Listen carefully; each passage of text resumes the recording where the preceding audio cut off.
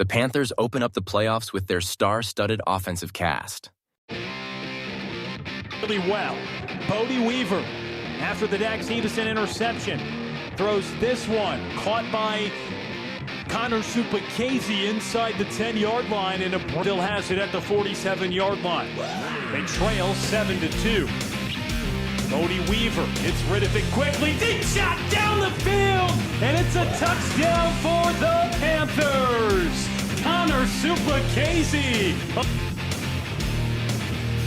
First and 10 for Colleyville. They have it at the 17-yard line. Sunwall, touchdown grab. The standout sophomore scored in 4 straight games. It's real tonight. And that one certainly takes the cake. Bodie Weaver rushing for a score. Wow, he has been impressive tonight. And we thought he was impressive last week. He is probably topping that, and he had 6 touchdowns a week ago. And Bodie Weaver having some type of first half. He's run for 2. And he picks up a couple more yards. Huge play for Gerard Wiley. Bodie Weaver in the backfield next to Gerard Wiley. First and 10. Landon Dressel going in motion. Bodie Weaver stepping up in the pocket, looking down the field, and it's caught for a touchdown. Lucas Sunwall, back-to-back weeks. Bodie Weaver looking good. 6 for 8 so far in this game with a pair of scores, and he looks for another here. Deep shot down the field. It's another touchdown for Colleyville. The second of the game for Lucas Sunwall, and a 37-yard touchdown. Lucas Sunwall with a couple of big scores tonight, and Colleyville running away with this one. He is on a mission to start district play. Low snap for Bodie Weaver here on a first and goal. Weaver now stepping up in the pocket. Looks like he's going to run it in for a score. And he does. Bodie Weaver from 8 yards out punches it in. His 5th touchdown that he's responsible for here in the first half. 4 through the air, 1 there on the ground from 8 yards. Down there, hitting that outside, those boundaries. I think they'll look for it again. And there they do look for the touchdown. It is good. Tremel Jeffers, how about that? Bodie Weaver, his 4th touchdown pass of the game. This goes to Connor Supacasey for 9 yards. And Colleyville right back in the ball game. And second in the district. Got to take advantage of this moment. Weaver looking down the field. Trevi Pricer's there. He has it at the 15. Running into the end zone. Touchdown Panthers, 35 yards. Bodie Weaver, Trevi Pricer, Panthers up 6-0. Like I said, you got to take advantage of that route develop, and he hits Trevi Pricer right down the middle, in between the linebacker and the safety, and Trevi Pricer just does the rest, and he takes it to the house, getting those yards after the catch. It's only his 26th passing touchdown of the season to the sophomore wide receiver who's just stepped up in such a big way this year. And that single coverage, Lucas Sunwall, is able to take advantage of it, get down to the 1 yard line. Colleyville knocking on the door, 2nd and goal from the 1. Weaver tries to take it in himself, and he does. Weaver for the touchdown. Colleyville up 13-6 as Weaver runs it in from 1 yard out. We're looking here. Everybody's in the box. You got man coverage. Let's take a shot. It's a touchdown for Connor Supacasey, a 19-yard score, a brilliant dart to the wideout after 3 TDs last week. Number 8 adds 1 more. His 9th touchdown of the season. It is up and good. 21-13 is the score. Connor Supacasey tonight. Well, we talked about it. They have everybody in the box. You have to account for those 4 receivers. It's man coverage. Everybody's in the box. They throw it on man coverage right in the back of the end zone. And it is another touchdown for Connor Supacasey. And Colleyville goes up by 8 points. Bodie Weaver and Connor Supacasey, their chemistry is A+. It is Weaver keeps it himself and just walks into the end zone. Bodie Weaver for a touchdown. 4 on the night for him. His 2nd on the ground. He has 2 through the air. And the Panthers add on 27-20. It's time to fight, and Panther Fight never dies. This is Panther Friday Night on Tradio.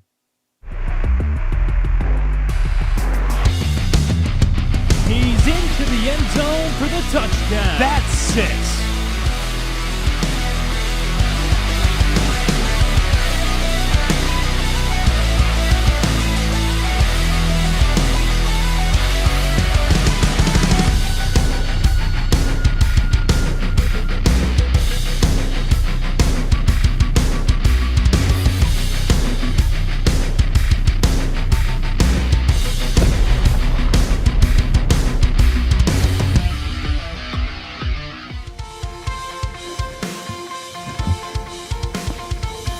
Welcome in to Panther Friday Night on Tradio, postseason edition. It's the opening round of the playoffs, and we're up here at Melissa as the Panthers pay a visit to the Cardinals in a big playoff matchup. Whenever we say the word playoffs, of course it's big. It's the opening round. I'm Will Connerly alongside Tramel Jeffers. Happy to be with you here tonight. Tramel, it doesn't get better than this. Everything on the line tonight for the opening round of the playoffs. Yes, everything is on the line, and this is why you play these type of games.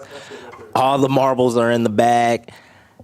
Oh, I can't wait to see how this game is going to turn out. It's been a very long season for both squads. Colleyville comes in at 7-3, and Melissa comes in at 7-2. Two different journeys, but they meet and they take the same path in the first round of the playoffs. A really tough first-round matchup. Melissa, a team, they fell all the way to 5th place last year in a brutal district. They shockingly missed out on the playoffs in 2024, but Matt Nally's team was really good this year, the head coach for Melissa, and they end up going to the tune of a 7-2 record because they did have one game canceled in that week too when there was a lot of weather, and Colleyville even dealt with the brunt of that by having a shortened game. But that's well long ago. It's playoff time tonight. 7-2 Melissa, who went 7-1 within their district.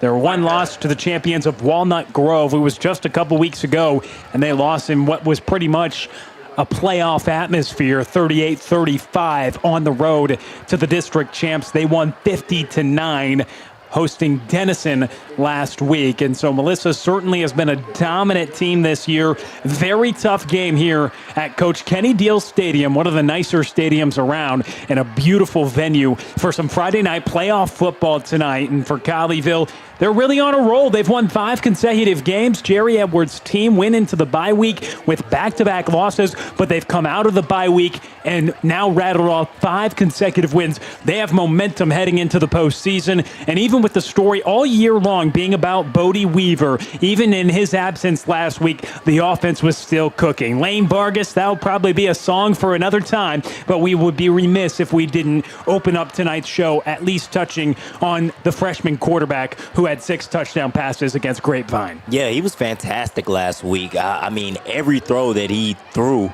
was in the bucket of the receiver's hands. It was perfection. He went 21 for 27, completed the majority of his passes. I believe that's 75% if I'm not mistaken. And what a debut for a true freshman, or, well, obviously at the high school every year a true freshman, but what a debut for his first varsity start as a freshman quarterback. And it just showed you what the future is going to look like over the next 3 years for this Colleyville Panthers football team. Well, the future right now, in the future, in about a half hour, we'll have a football game. It's the opening round of the postseason. Our pregame show continues next. This is Panther Friday Night on Tradio.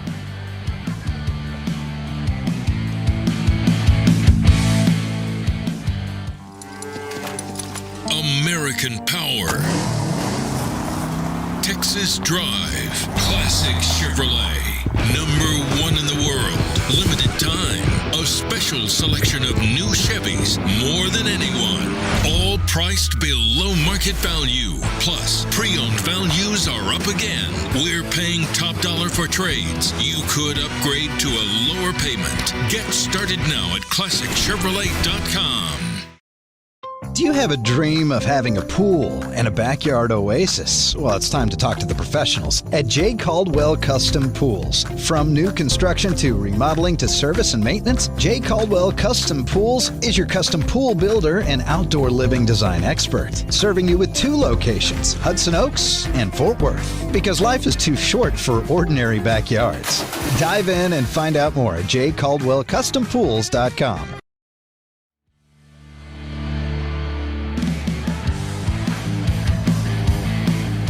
We're back with you on Panther Friday Night on Tradio. He's Tramel Jeffers. I'm Will Connerly. This is the Panther Friday Night pregame show up here at Melissa.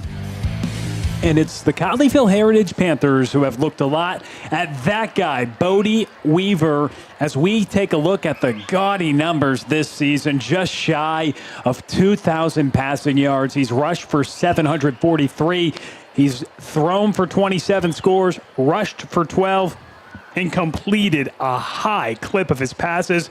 He's just been an outstanding quarterback this season. Yeah, he's been fantastic. Coming into the season, we were wondering where could Bodie Weaver show his growth at this season, and it came in the run game this year. And not only did he show up in the run game, but he also improved as a passer as well. You mentioned he went short of 2,000 yards. That number could have been north of 2,000 if he played in a couple of fourth quarters, and he also missed last week's game. So his stats could have been even better if he got to see the field for every single quarter of the season.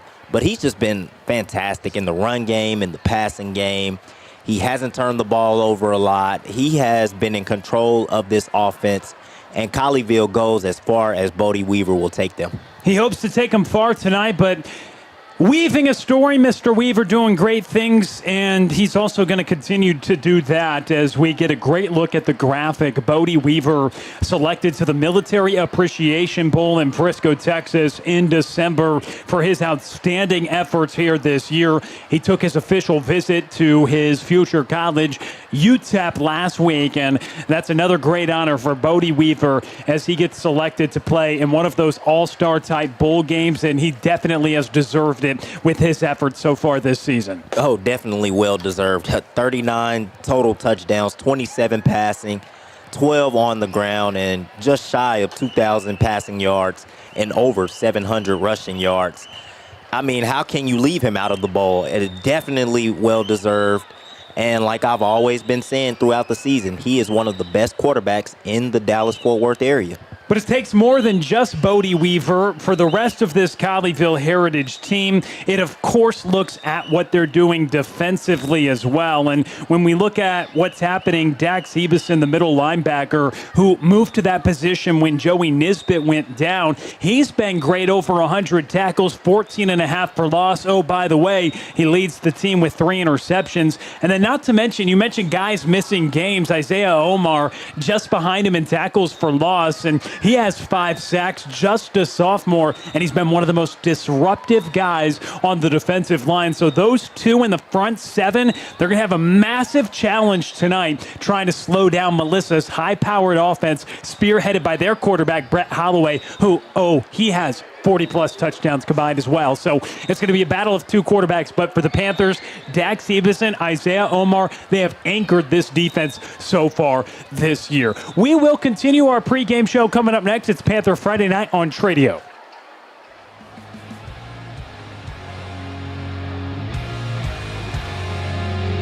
From your first paycheck to your first home, starting your own business, or celebrating your retirement, we're here for all of life's important moments.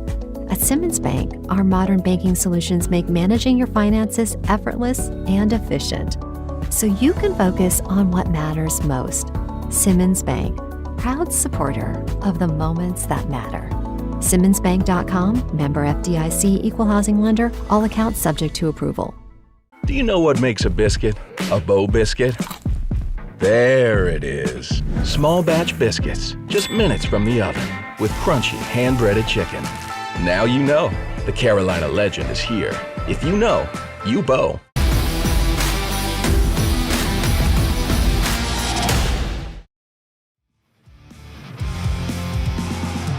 It's Panther Friday night on Tradio, and the Colleyville Heritage Football Boosters would like to thank their title sponsor, Classic Chevrolet, who provided new helmets for varsity this year. Safety on the road and safety on the field is what get you with Classic. I'd also like to shout out their diamond sponsor, the Colleyville Heritage Football Boosters, thanking the diamond sponsors Bojangles, Compass Church, Simmons Bank, and Texas Orthopedic Associates, Dr. Damon Blewett, for their support. The football boosters would also like to thank our Onyx sponsors, Complete Cool Air, J. Caldwell Pools, Key Life Homes and Cold Beer, and Cheeseburgers for their support.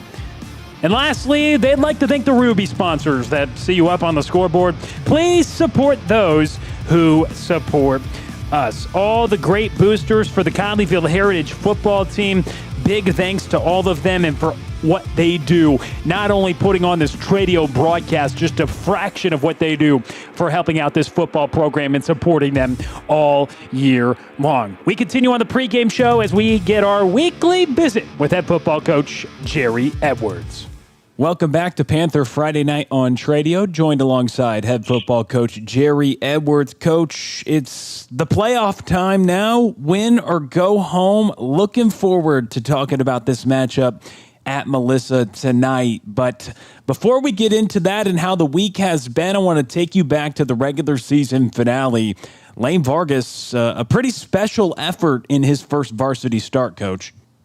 Yeah, you couldn't write a better script than that for that young man. He had shown us flashes on the freshman level, and we knew that he was a special talent. We moved him up halfway through the season during our bye week, and he got some playing time against Everman.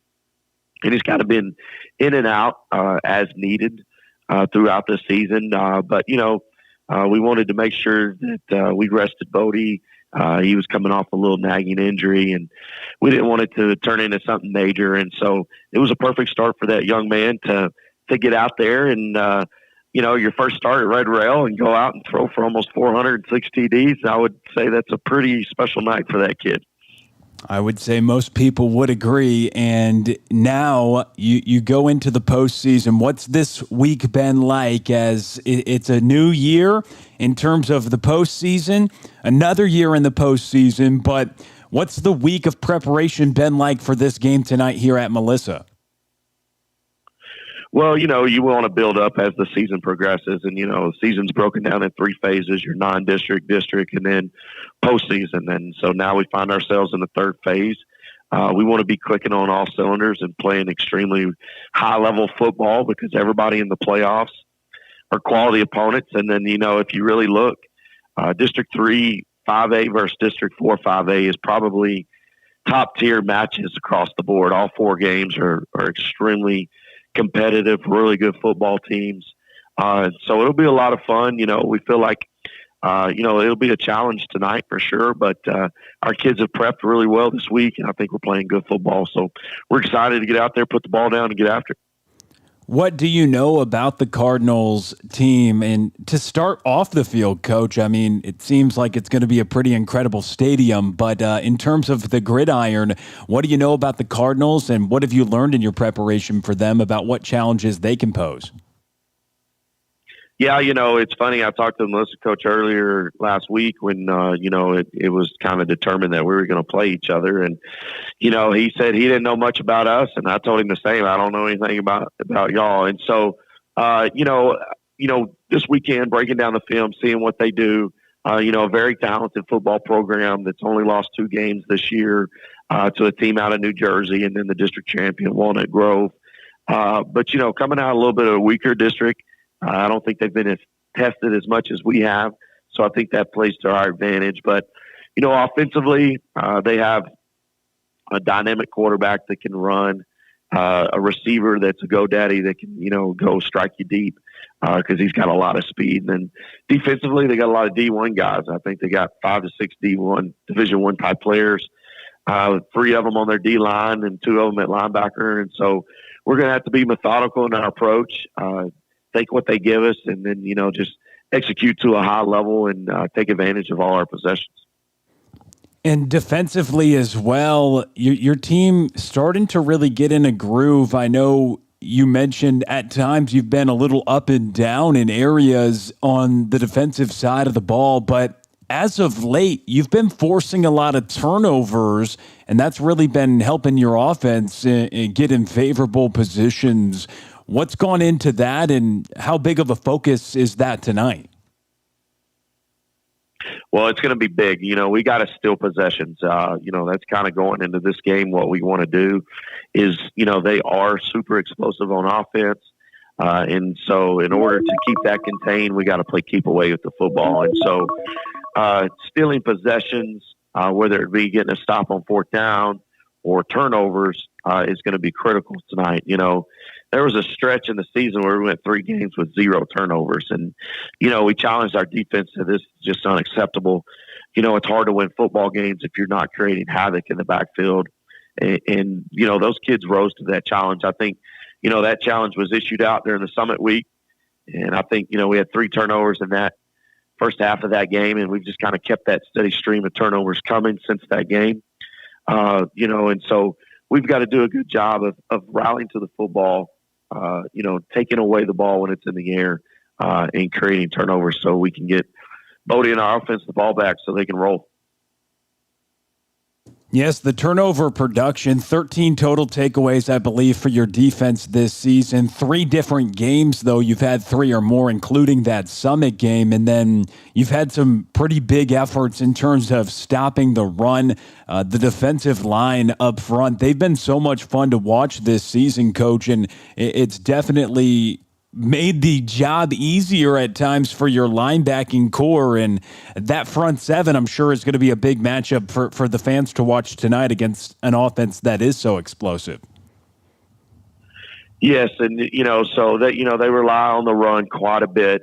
They're probably a little bit heavier run team. They have a sophomore running back that's got a ton of offers already, and then a quarterback that, like I said, is very, very dynamic and can beat you with the feet.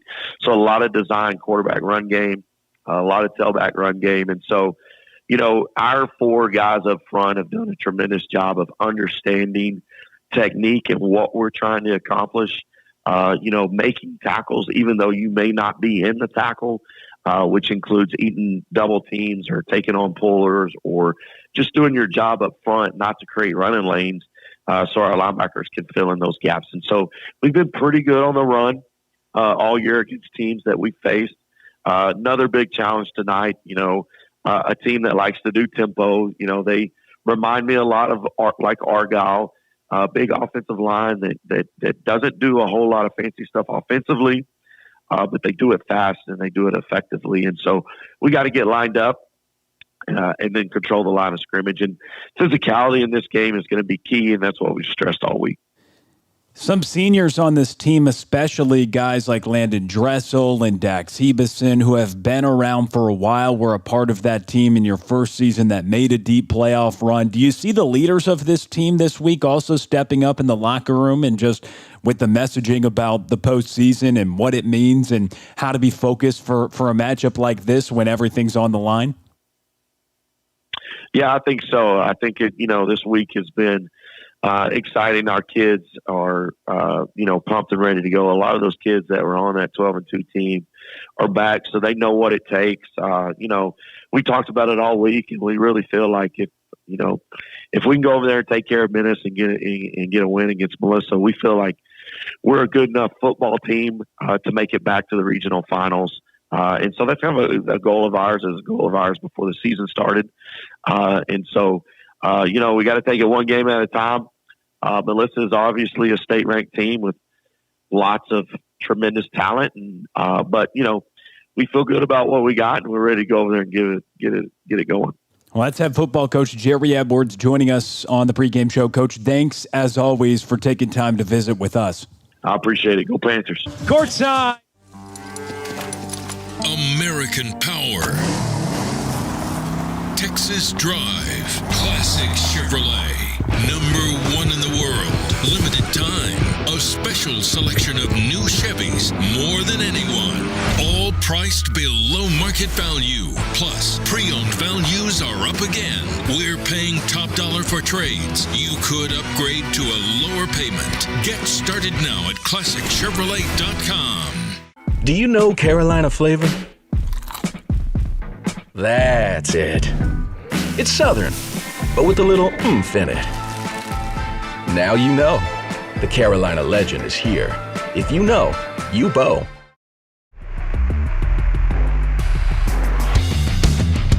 He's into the end zone for the touchdown. That's 6.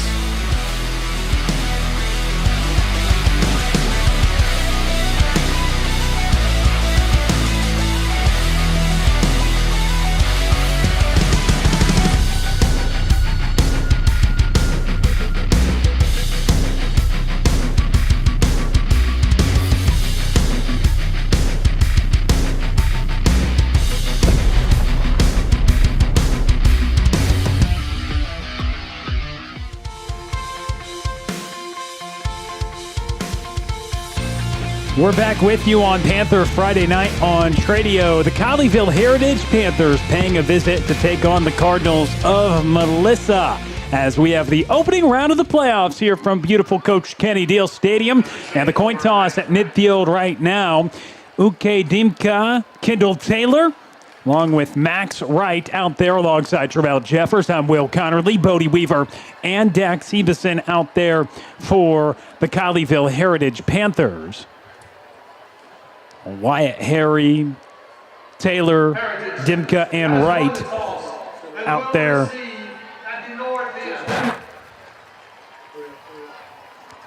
For Melissa as we get the coin toss underway, Trammell, and getting ready for this matchup as the Panther Friday night pregame show about over. We look at the starting lineup. Gabe Bess, who's taken over in the backfield, Blake Wendler and Bodie Weaver. That's the backfield for Colleyville. The receivers, Trevi Prycha, Connor Supacasey, Landon Dressel, of course, a fourth one, and Lucas Sunwall. They're all out there all the time.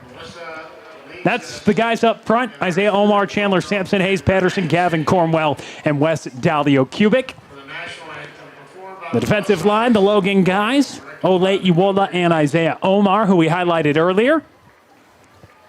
Linebackers, Braden Edwards inserted in the starting lineup. Coach's son, Dax Sebeson in the middle.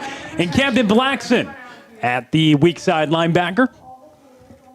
Secondary, Chase Gibson, Hayden West, Will Hummer, Eli Wollery, Isaiah Haynes has been big in that mix as well as of late. And that is the starting lineup on both sides of the ball for the Colleyville Heritage football team as we get ready for action here at Melissa.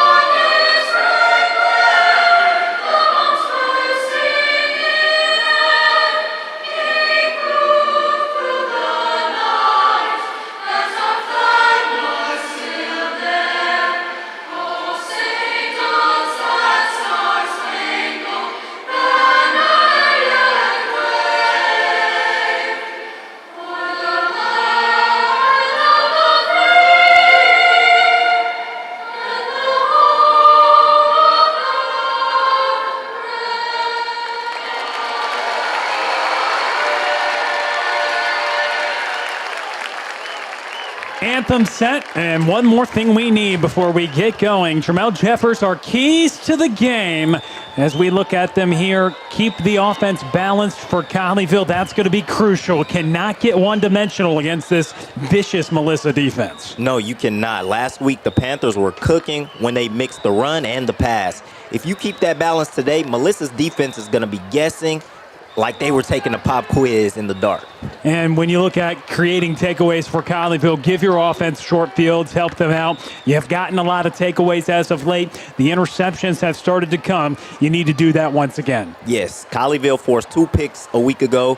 And in playoff football, turnovers aren't stats, they're mood swings. Win the turnover battle on the road, and you flip this whole stadium upside down. And limit the explosive plays. That's going to be critical tonight for the Colleyville Heritage Panthers because Melissa, well, we'll get into it when they get the ball, but their offense is dynamic. Brett Holloway, their quarterback, who we will see next. But first, it's the Colleyville Heritage Panthers who get to start with the football. They're in the white uniforms, receiving first as this kickoff about to get this football game underway. Jaden Sandoval runs up to it and launches that one towards the 2-yard line. Caught by Connor Supacase, and he brings it out. Spins across the 10. Good kick coverage as Jared Patuak knocks him down, and Colleyville will have to drive the length of the field on their opening drive. Yeah, really good kick on that kickoff and great kickoff coverage, as Colleyville doesn't have an ideal start with field position. But if you're the Panthers offense, there's no offense that you would rather have on the field at any place on the field, because we know how explosive that they are. So the Colleyville Heritage Panthers come on out.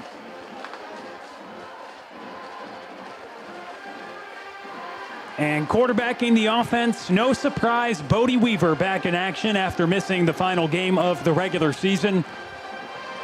In his absence, Lane Vargas had a great 6-touchdown effort. It's Colin Bennett starting in the backfield.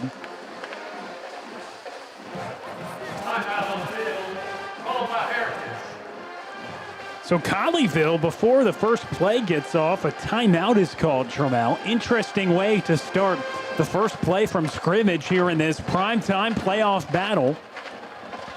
Very interesting, and that is not the start that you want. Those timeouts are very precious, especially in playoff football. You never know what's going to happen towards the end of that first half, where you're driving down the field and you need to burn a timeout to get a field goal attempt or a chance to punch the ball in the end zone or have a key drive to end the first half. So Colleyville and Bodie Weaver, who's 4 yards away from 2,000 on the season, even counting a few missed fourth quarters and blowouts, and missed the entire game last week. Going up against Melissa here on the road to begin their playoff journey. Colleyville was eliminated from the postseason last year in round 1 as Anna got the best of them.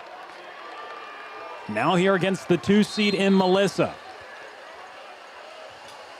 Melissa through 9 games, only allowed 137 points.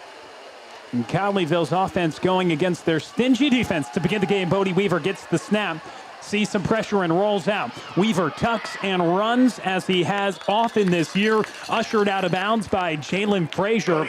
Bodie Weaver picks up a couple on the carry.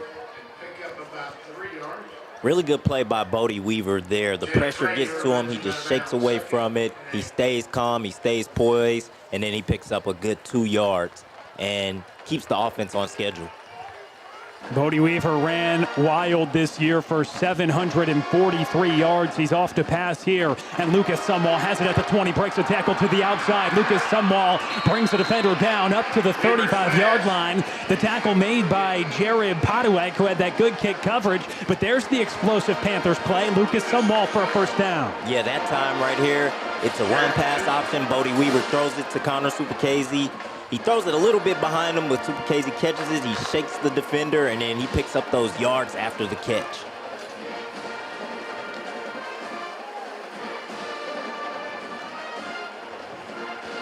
So 5 out wide for the Panthers. Lucas Sumwall with a massive play. Bodie Weaver brings Blake Wendler in motion.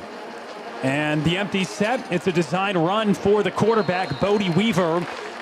He's eventually wrapped up after a gain of just a couple. Wrapping him up is Noah Pendleton, the junior defensive back, who came down crashing in the box for the tackle. Not bad. I think one thing that's going to be really key is staying disciplined and staying on schedule. If you're able to pick up 3 and 4 yards on first and second down, you set yourself up really well for third down. Weaver on the play fake, looking for Connor Supacase. It's in and out of his hands as he drops it. That sets up 3rd and 7 for Colleyville from their own 38. on the opening drive of the game. Yeah, just as I talked about staying on schedule, missed opportunity there. We were looking at a 3rd and short or possibly a first down conversion, but just drops the pass. That's those focus drops. And now we're looking at 3rd and 7, a 3rd and manageable. Casey had a great season, 549 yards in the regular season. 3rd down, Colleyville needs it. And a throw to the near side. It's connected to Lucas Sumwall again. The 2nd catch he's had tonight. And it's right at the sticks. He's pushed out around the 45-yard line. And they'll move the chains. The 2nd first down catch for the sophomore Lucas Sumwall. He's now got 36 receptions on the year, tied with Connor Supacasey for the team lead. Yeah, that's a great sign there. Back-to-back first down conversions for Lucas Sumwall. And the chemistry that he and Bodie Weaver have is showing here on display.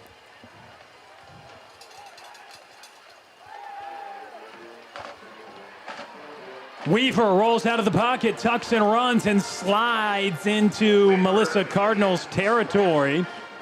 3 runs already for Bodie Weaver.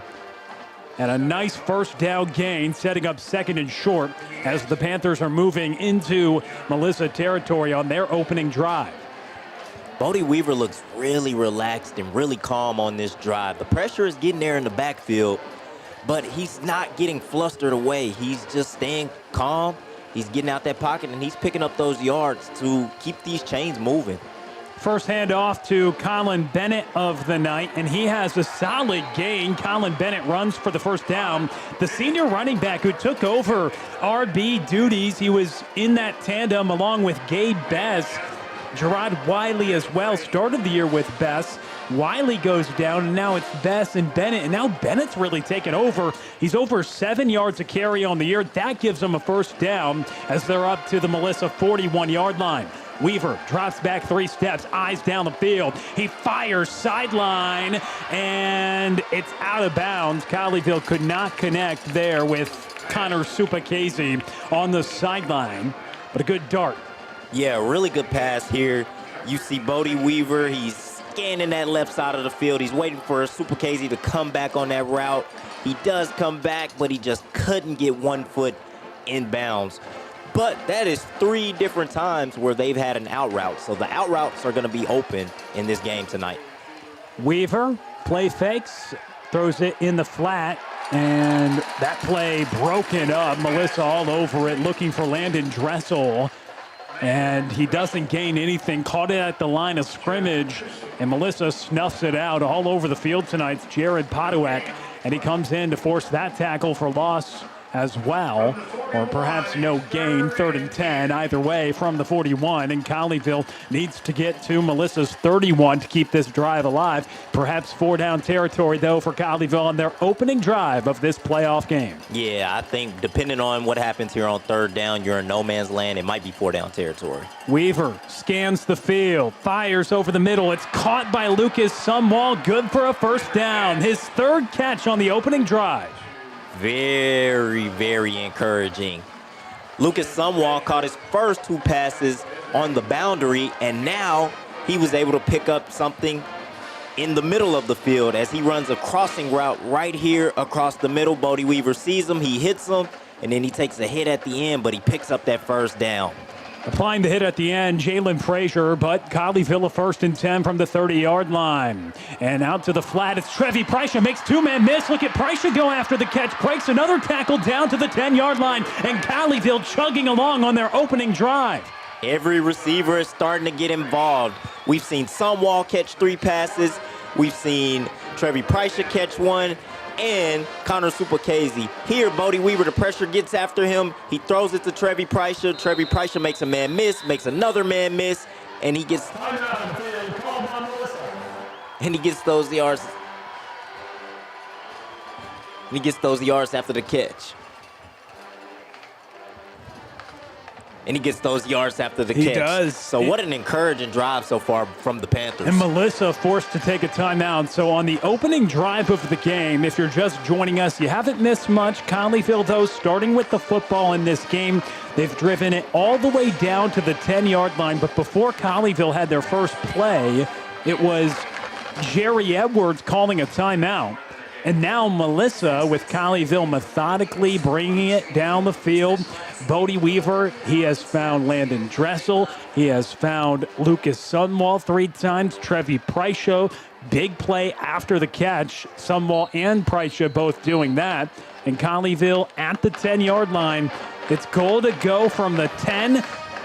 Panthers trying to draw first blood here on the road in the opening round of the playoffs. And Melissa calling a timeout as their head coach, Matt Nally, and company looking to get a stop. Colleyville looking to punch it in first. Weaver looks, end zone, too long for Lucas Sunwall, out of his reach. Second and goal upcoming. Yeah, really good route by Lucas Sunwall. He had his cornerback beat, but Bodie Weaver just overthrew it by a tad bit, but they get to live to see another down.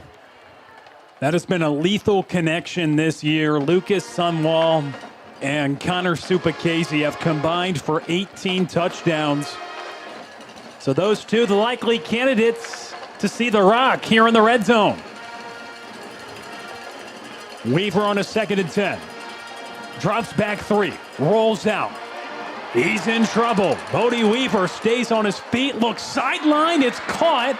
Won't be much of a gain, but Bodie Weaver avoids the sack and finds a wideout. It's Trevi Preisha, but no gain on the completion by Bodie Weaver. But how did he get out of that? Oh, Bodie Weaver's lucky that he was not sacked on that play, because that would have been a massive loss on 2nd down, and that would have taken them out of field goal range if it comes down to that. But he was able to escape. He found an open receiver, and we were able to pick up maybe a yard on the play. So 3rd and goal. The drive started at the Panthers' home 14-yard line. And on 3rd and goal, Bodie Weaver looks end zone, and it's incomplete. Looking for some trickeration toward the corner of the end zone, but Blake Wendler was covered, and Colleyville will settle for a field goal try on what was a great opening drive, starting deep in their own territory at the 14. It stalls out at the 10, and Landon Dressel will try a short field goal. Yeah, it was a great drive, especially if you can get 3 points here. Little disappointing that you didn't get 6, but you took 5 minutes and 15 seconds off the clock, and you keep this Melissa's offense off the field. The 27-yard try is no good. Colleyville held off the scoreboard despite driving all the way down the field. Landon Dressel unable to convert the 27-yard field goal try. He this year had been pretty good on field goals, but right there, unable to convert, Trammell. Yeah, that's disappointing. We just spoke on how it was a great drive, and if you can get 3 points, then it's satisfying. But you come away empty. I guess the only positive that you can take is they were able to move the ball down, so that's encouraging, and they were able to milk some clock off the field, or off the clock. That's Dressel's first miss on a field goal this year, and Brett Holloway throws it out to his talented wide receiver. That's Jacob Swain, and he picks up a first down. So on the first play, there is a flag in the backfield, but the senior wide receiver, Jacob Swain, Trammell, we are talking about him all week long. Certainly their go-to guy, 28 catches, 764 yards, and he ends up getting the big-time completion, but it looks like it's coming back as holding is called against Wyatt Harry, the junior tight end. And so that will back Melissa up on a holding call. But Jacob Swain, a guy to watch out for during this ball game, number 0. Also Dalton Dabana, the senior, number 12. Those are the top 2 receivers on this team. As the quarterback, Brett Holloway, rolls out to his right. Pressure comes, and he throws it away. How about the pressure from Dax Hebeson? Yeah, great pressure by Dax Hebeson as he got to the backfield. He lives in the backfield. We spoke on him in the pregame show. He is always in the backfield, whether it's in the run game or whether it's attacking the quarterback. He's got 14.5 tackles for a loss on the season and multiple sacks. Brett Holloway, the quarterback. Launches one deep down the field. It's caught all the way up to the 45-yard line. There's Dalton Dabana, who has over 700 receiving yards this season now. That's his team-leading 31st catch, and then they go quick. Here, the pressure gets to him. That was, Isaiah Omar, he almost got to him. The quarterback releases the ball, and it was a wide-open receiver in the middle of the field. We talked about this secondary struggles and how they're going to have to come with it this week. So Melissa went no huddle, a quick completion to Chris Davis, and it's a 2nd and 5. And a handoff up the middle. Colleyville stuffs the run, stopping on the carry is Dax Hebeson. Bear Tabor, the sophomore running back, on the carry. He's got 668 rushing yards this year, about 6.5 a carry. And now Brett Holloway takes it himself. He looks for the edge and has it. And up across the 40-yard line, forced out of bounds by Isaiah Haynes. But Brett Holloway, he's got over 700 rushing yards this year. He leads this Melissa no-huddle offense as they continue to go in rushing, but a flag flies and a false start. They want to go quick, and they make no mistake about it. They had the big play to Dalton Dabana, and then quickly go after that. And so 5-yard penalty from the previous spot. First down. Yes, they are extremely explosive. They want to go no huddle. That's what they want to do. They want to play really fast, and they will hit you with a big play. Going quick here. Holloway looks down the middle. It's incomplete. Intended target, Dalton Dabana. And so that'll make it 2nd and 15. And Melissa behind the sticks multiple times on this drive. It started with a holding call. They made up for it with a huge completion to Dalton Dabana. They looked for him again there, but it's 2nd and 15. Brett Holloway, handoff, and hitting the hole with some pace is Bear Tabor, and he runs for a gain of 15 yards and a first down. He's wrestled down at the sticks by Hayden West. But Tabor on a big carry. The sophomore gets over 6 yards a pop and had a big gain there. Just outside the 30, Brett Holloway takes it himself. And he's all the way to the 25, a pickup of 5 right up the gut for the quarterback. This offense is super explosive. It's like when you get them on a 2nd and 15, you think you might have them, and then boom, they hit you with a big gain. Holloway fakes it to Tabor and takes it himself. Holloway with space, and he's chopped down by Isaiah Haynes, but not before he moves it into the red zone. And the no-huddle still in the works for Melissa. Mentioned this high-powered, explosive offense, and Colleyville getting a dose of it.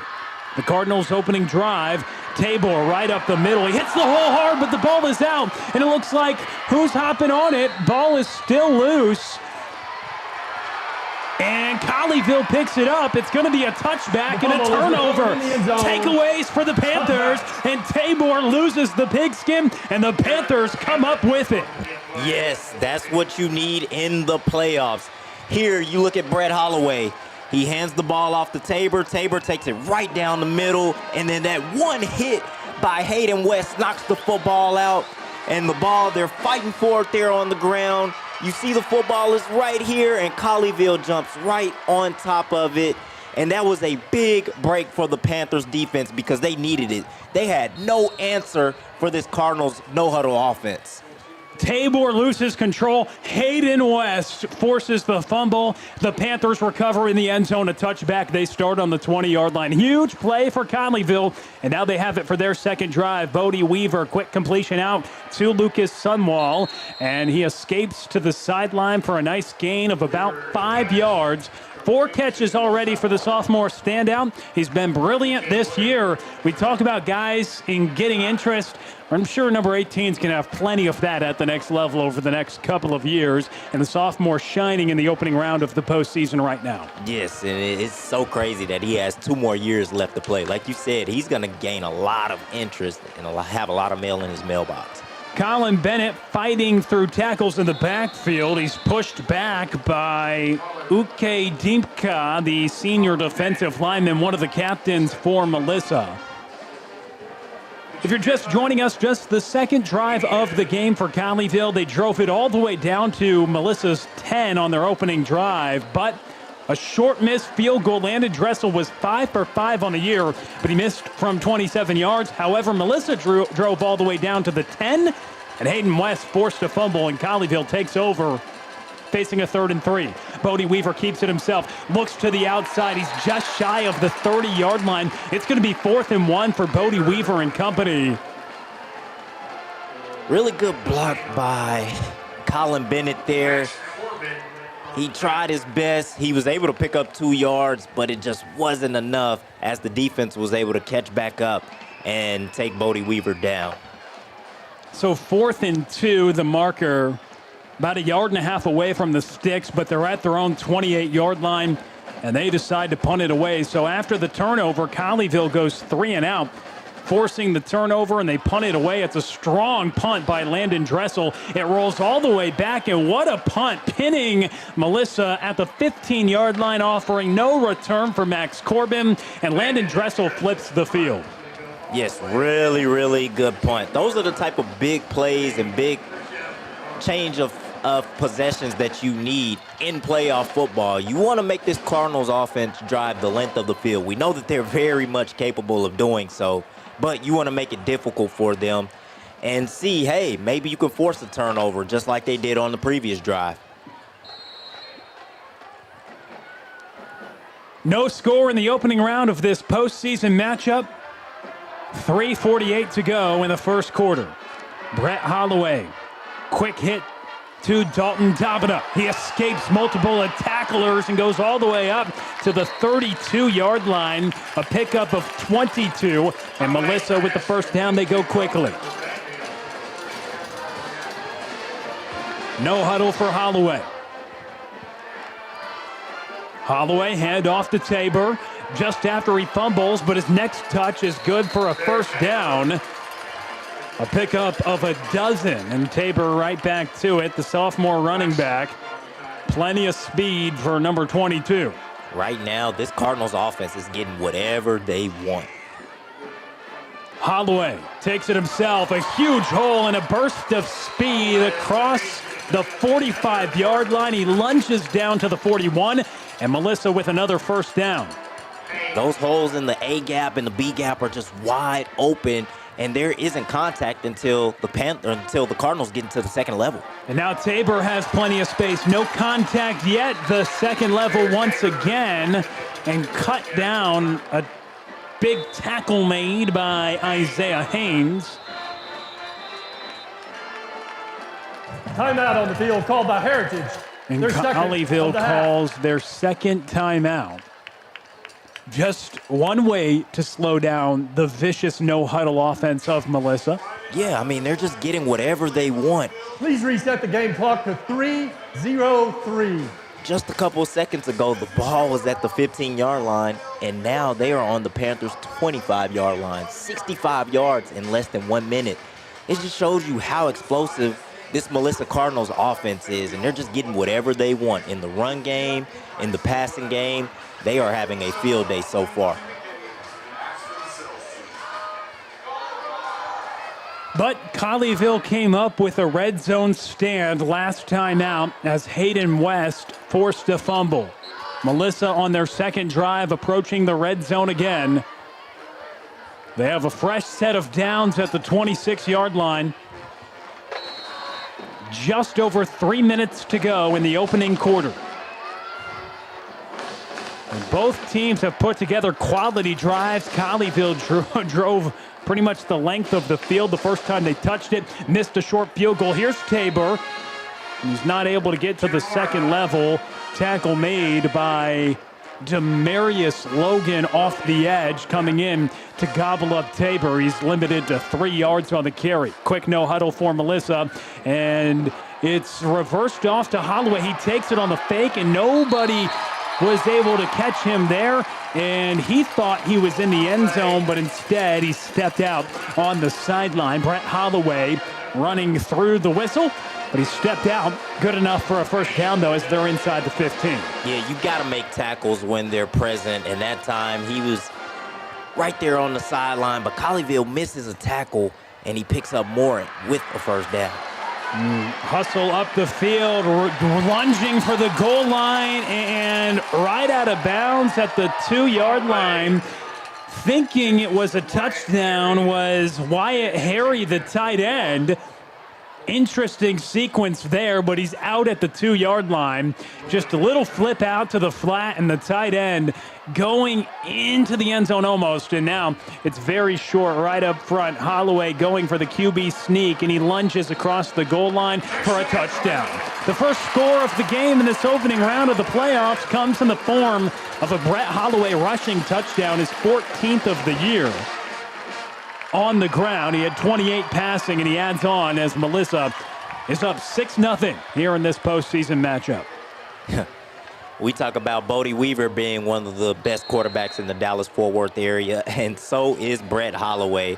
This kid here had 41 total touchdowns on the season, 2 more than what Bodie Weaver had, and he also did it in a very, very tough district. So this is a display of 2 really, really good quarterbacks tonight. PAT converted as Brett Holloway's touchdown number 42 puts them on top 7-0 as we step aside. You're watching Panther Friday Night on Tradio.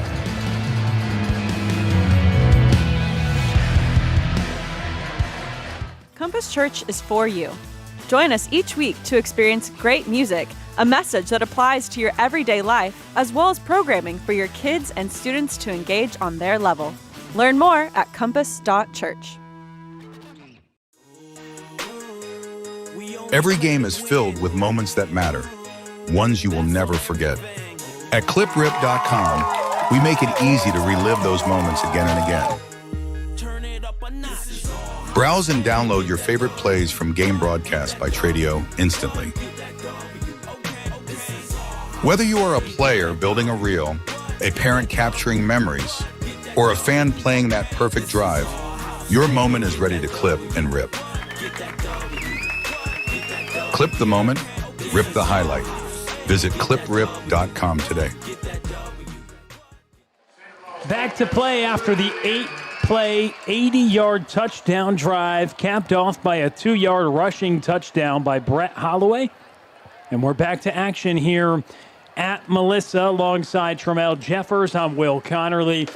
Happy you're joining us for this Panther Friday Night edition in the postseason. Opening quarter brought to you by Texas Orthopedic Associates. And Colleyville trailing 7-0 after an 8-play, 80-yard drive. They go down the length of the field after Landon Dressel pinned Melissa deep. Now Colleyville starting at the 25. Bodie Weaver looks down the field, throws it sideline, and incomplete. Once again trying to hook up with Connor Supacasey on the sideline, but unable to do so. 2nd and 10 upcoming from the 25. Those looks are there. Bodie Weaver, he's looking to his right. He doesn't like what he sees. He comes back to his left. He throws it to Connor Supacasey right on the boundary. You see his foot is just out of bounds. And those two cannot connect on that outside. 2nd and 10 from the 25, just over 2 to go in this opening quarter. Melissa up 7-0 after their touchdown drive. Weaver over the middle, threads the needle, finds Trevi Preicha. Really tight window by Bodie Weaver. What a throw and what a catch by Trevi Preicha. Much needed first down for this Panthers offense. They are going to have to keep pace with this Cardinals offense if they want to compete. Oh, actually, they're going to call it short. 3rd and 1. Oh. He was right at the sticks. They call him about a yard shy. Colleyville had to punt on about a 4th and a yard and a half right at this area of the field last time they had the ball. Now it's a 3rd and 1 from the 34-yard line. Weaver empty set, 5 out wide. Brings a man in motion. Weaver drops back, pressure comes, throw over the middle, it's incomplete. Looking on the zero blitz on a single coverage to Connor Supacasey, but as he cut up the field, Weaver had to get rid of it quickly as the heat was coming, and Colleyville facing a 4th and 1 now. Do they go for it on their own 34-yard line? I think you have to. Just seeing how explosive the Cardinals' offense has been on their first 2 drives. I know they only scored on 1 possession, but back-to-back possessions, they were able to drive the length of the field and pretty much get whatever they want. You have to keep pace with this offense. Colleyville going for it on 4th and 1. Bodie Weaver takes it himself, and he lunges across the line to gain. He picks up 2. And Colleyville keeping the drive alive. Dax Hebeson and Blake Wendler enter in the jumbo set, and Bodie Weaver able to pick up the first down. Yeah, that's what Colleyville has been doing all year long when they need a first down on 4th and very short. They put that jumbo package in, they get those big guys in the block, and they pick up the first down. Bodie Weaver standing next to Gabe Bess. And he'll throw it out to Gabe Bess, and he's tackled for a loss. Pushed down by Umani Gaston. Just picking up about 3 on the play. Good effort by Bess at the end of that catch and run. Yeah, it looked like he got stopped and he wasn't going to pick up anything, but he fought through it and he picked up those yards to keep him on schedule. Weaver, another quick hit to the outside, landed Dressel. This will be a loss. The play is absolutely blown up, and Melissa is all over this one. Trying to get the quick hit out to Landon Dressel, but the Cardinals come flying in, and a massive hit there by D.K. Woodard. Yeah, D.K. Woodard, he was ready the entire time. He sniffed out the screen. He jumped it before Bodie Weaver even got it out of his hands. He was ready, and now Colleyville is facing a 3rd and long. But they'll face it on the other side as we've reached the end of the opening quarter. Colleyville, as we switch sides, will face a 3rd and 11, down by 7 here in the opening round of the playoffs on Tradio.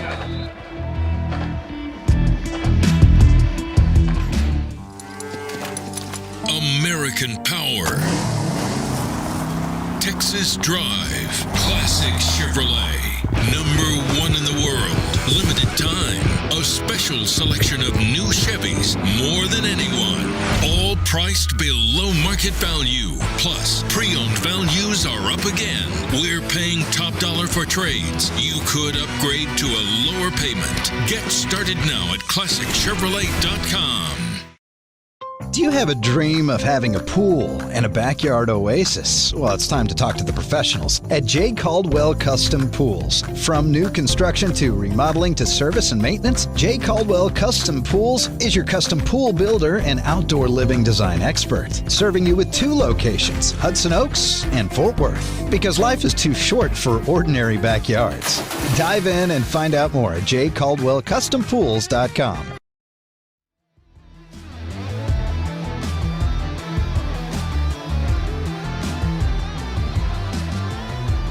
Back to action. 3rd down and 11. Colleyville has it at their own 35-yard line. Down 7-0 as we begin the second quarter. Weaver drops back to pass. Looks deep down the field. Has the shot of the man. It's Trevi Pryshaw inside the 20-yard line. And Colleyville starts the second quarter with a bang. When Colleyville needs a big play on the offensive end, those 2 normally connect, and they do it again here in the biggest stages in the playoffs. Bodie Weaver right down the seam to Trevi Pryshaw, and he snags in another big reception and keeps these chains moving for the Panthers as they are now in the red zone. So Colleyville 1st and 10 from the 17-yard line. Looking to knot up this opening round playoff matchup. Weaver with instructions to his line, barking out signals with Gabe Bess to his right. And we have another timeout here. Wow.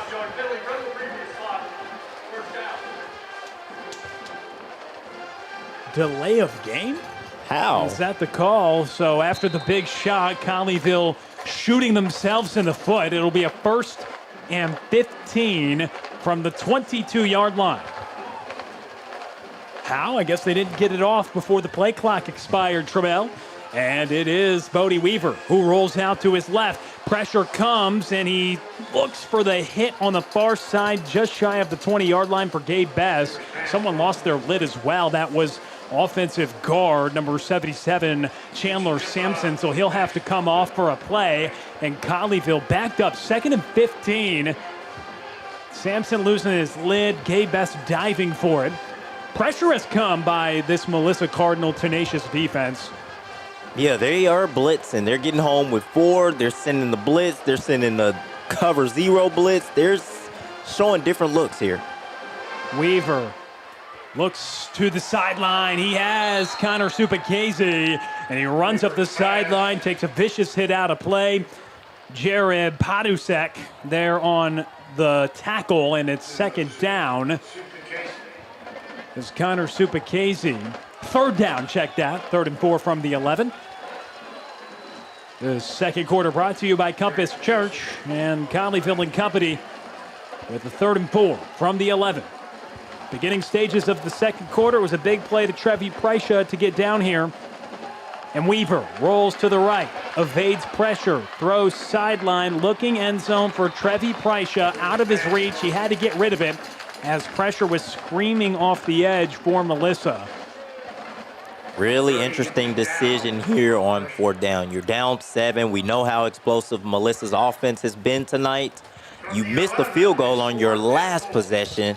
What do you do here? Do you go for it? I would go for it because I think you need to keep pace with their offense. It's only 4 yards, and worst case scenario, if you turn the ball over on downs, Melissa gets the ball on their own 10-yard line.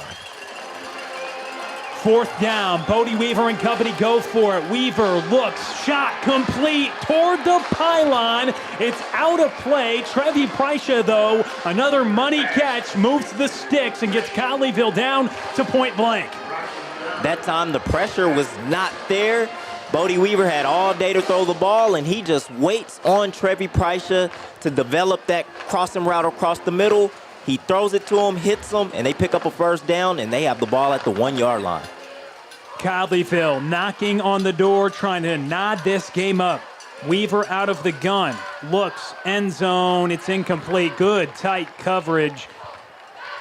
As Weaver was looking for Connor Supakese, but DK Woodard, who's made some good plays in the secondary this evening on the close coverage on Connor Supakese. That's going to be a fantastic battle tonight between those two. That time, Weaver unable to connect with Connor Supakese's solo coverage once again. Yep, you got solo coverage here again. I think Bodie Weaver might go back to him if he Nope, passes. Instead it's Gabe Bess. Bess into the end zone. A 1-yard rushing touchdown for Colleyville, and they're an extra point away from tying this ball game. Perhaps you thought Bodie Weaver was going to air it out. Instead, he passes the pill to Gabe Bess, and he punches it into the end zone. Look at the huge hole Gabe Bess got. Tremel Jeffers marking it for us. Big block up front by DeMarshe Logan. And PAT pending for Landon Dressel. It's up and through the uprights. We're knotted at 7. I've been talking all day about how explosive the Cardinals' offense has been, how good their offense is, the no-huddle offense. But Colleyville is having a lot of success offensively as well. They're moving the ball down the field just as well. They might not have those big explosive plays like Melissa, but they're getting the ball down the field and they're sustaining drives. We'll be back in a moment. Gabe Bess with his 3rd rushing touchdown. Knocks us at 7. 10:26 to go in the second. From your first paycheck to your first home, starting your own business, or celebrating your retirement, we're here for all of life's important moments. At Simmons Bank, our modern banking solutions make managing your finances effortless and efficient, so you can focus on what matters most. Simmons Bank, proud supporter of the moments that matter. SimmonsBank.com, member FDIC, equal housing lender, all accounts subject to approval. So Colleyville ties up the ball game, 7-7 score, 10:26 to go. Thanks for joining us on Panther Friday night on Radio. A 13-play, 75-yard drive. Gabe Bess's 3rd rushing touchdown of the year caps it off. Now Melissa will get the ball back. The explosive quarterback, Brett Holloway. So many weapons he has on his disposal. Jacob Swain, Dalton Dababneh as well. Shout out to somebody from Melissa letting us know we got some bad information. It's Dababneh, and you got to get his name right, Trammell, because he is so explosive. Gets just about 23 yards a catch. Slow day at the office, you'd say, for some, but 700 receiving yards, 30 catches, 7 touchdowns. He and Jacob Swain are elite receivers, and it's going to challenge Colleyville's secondary. We've already seen it tonight. Yeah, those are two very good receivers. We talk about how good Colleyville's group is, but those two are a really good tandem, and they've been great all year. They can hit at any time. Number 1, Dalton Dababneh, already with 3 catches for 52 yards in this one. And so Melissa takes over, tie ball game. Brett Holloway puts it right into the chest of Tabor, and he is stopped up. Nice stuff of the run there by Colleyville. Will Kennedy coming in, the young defensive end, with a huge stop on the run. Yeah, they're winning on first down, but if you want to stop that no-huddle offense, you got to win big here on second down, and that's what the Panthers haven't been able to do yet. Holloway keeps it himself, and he does not have that gaping hole on the A-gap. He was tripped up by Isaiah Omar, finished off by coach's son, Braden Edwards, and it's going to be a 3rd and 8, just a pickup of 2 for Holloway. Melissa goes no huddle, 3rd and 8 from the 27-yard line. Holloway dropping back to pass, looking down the field. It's a deep shot to Jacob Swain. Contact everywhere, and the flag doesn't fly. What coverage, you could say, from Ryan Lloyd. Trammell, break it down for us. Wow, Ryan Lloyd with really good coverage. If you take a look at that replay, if we can get a replay here, you would see that the contact was initiated by the wide receiver. That's exactly why the referees did not call it. If you take a look here, if we can get the angle right here, it's initiated by the receiver as he pulls the defensive back down on the ground. You saw it there. Yes, and that's an excellent point, Trammell, but just from the optics, it definitely looked like most of the time a flag's going to fly on a play like that. Of course. It doesn't, though, because you make the great point. If the receiver generates or initiates the contact, as you mentioned, then all bets are off. And so, obviously, you can't hand fight that far down the field. But if the receiver generates the contact, then it happens. And for Swain, who gets about 27 yards a catch on the year. Yeah. On the year.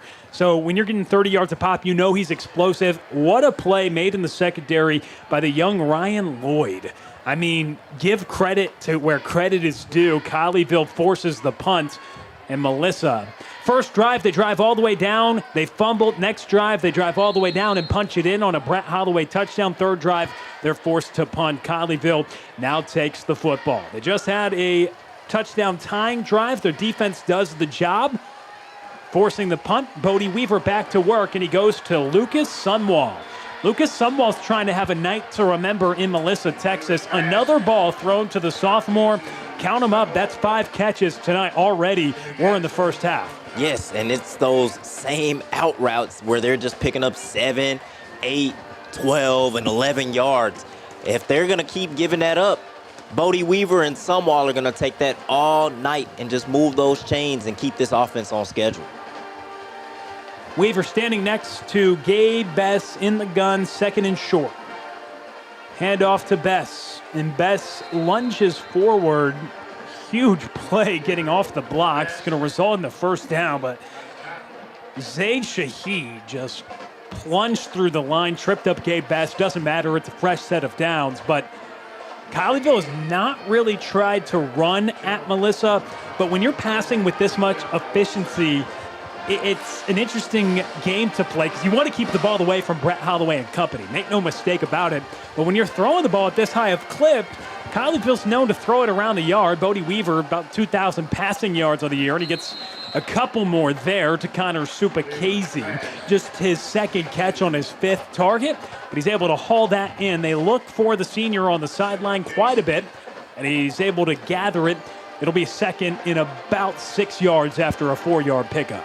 Yeah, they really haven't ran the ball at the Cardinals defense tonight, but they're throwing those short passes to the sideline, which are pretty much runs. They equate to run. You pick up 3, 4, 5 yards, it equates to it. Weaver, plenty of time. Looks sideline. Gabe Best can't haul it in. Had to elevate, but he couldn't follow it with celebrate because it was out of his reach, and it's 3rd down and 6. 8:06 to go. This has been an entertaining affair back and forth here in Melissa, Texas, at the state-of-the-art Coach Kenny Deal Stadium, and Colleyville facing a 3rd and 6. Yeah, it was really a good thing that Best wasn't able to catch that ball, haul it in, because Doomy Gatson was right there waiting, and he probably would have lost about 5 or 6 on that play. Yeah, and would have been lucky to not lose the football as well. Excellent point. 3rd and 6 from the 32. Bodie Weaver rolls out, eyes downfield, shot, sideline. That's caught somehow across the 45-yard line. Trevi Prysha, glue on the hands tonight. Another closely contested catch. Wow, what a snag by Trevi Prysha. As Bodie Weaver, he's running the scramble drill, and Trevi Prysha just comes right back to the football, and he snags it in, and he picks up a couple of extra yards afterwards. What a play by Trevi Prysha. He has come up with some huge catches in this first half so far. Colleyville, methodical, taking their time on offense, opposed to the quick pace, no huddle of Melissa, 1st and 10. From the 46, Bodie Weaver escapes pressure. Weaver continues to run and slides down at the 40-yard line. We've mentioned this with Bodie Weaver. Playoffs, all bets are off, and he typically does not slide down. Probably a business decision right there. A couple of weeks ago, Trebell got banged up at the end of the game, held out last week just because they knew they couldn't improve their seating at all. But right there's an example of Bodie being Bodie, in one way to put it, with all his explosive runs this year. Yeah, we're thinking later down the line. This isn't a sprint, it's a marathon. You know you have 5 more games to play after this. So good business decision by Bodie Weaver.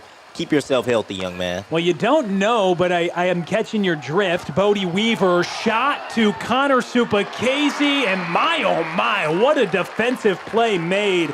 Connor Supacase, who was connected on the long balls all year long. DK Wooder, we mentioned that's going to be the matchup tonight. He wins on this affair. Yes, this is the matchup of the night. Connor Supacase and DK Wooder. DK Wooder just gets his hand right. Actually, no. Connor Supacase had an opportunity to catch the ball clean.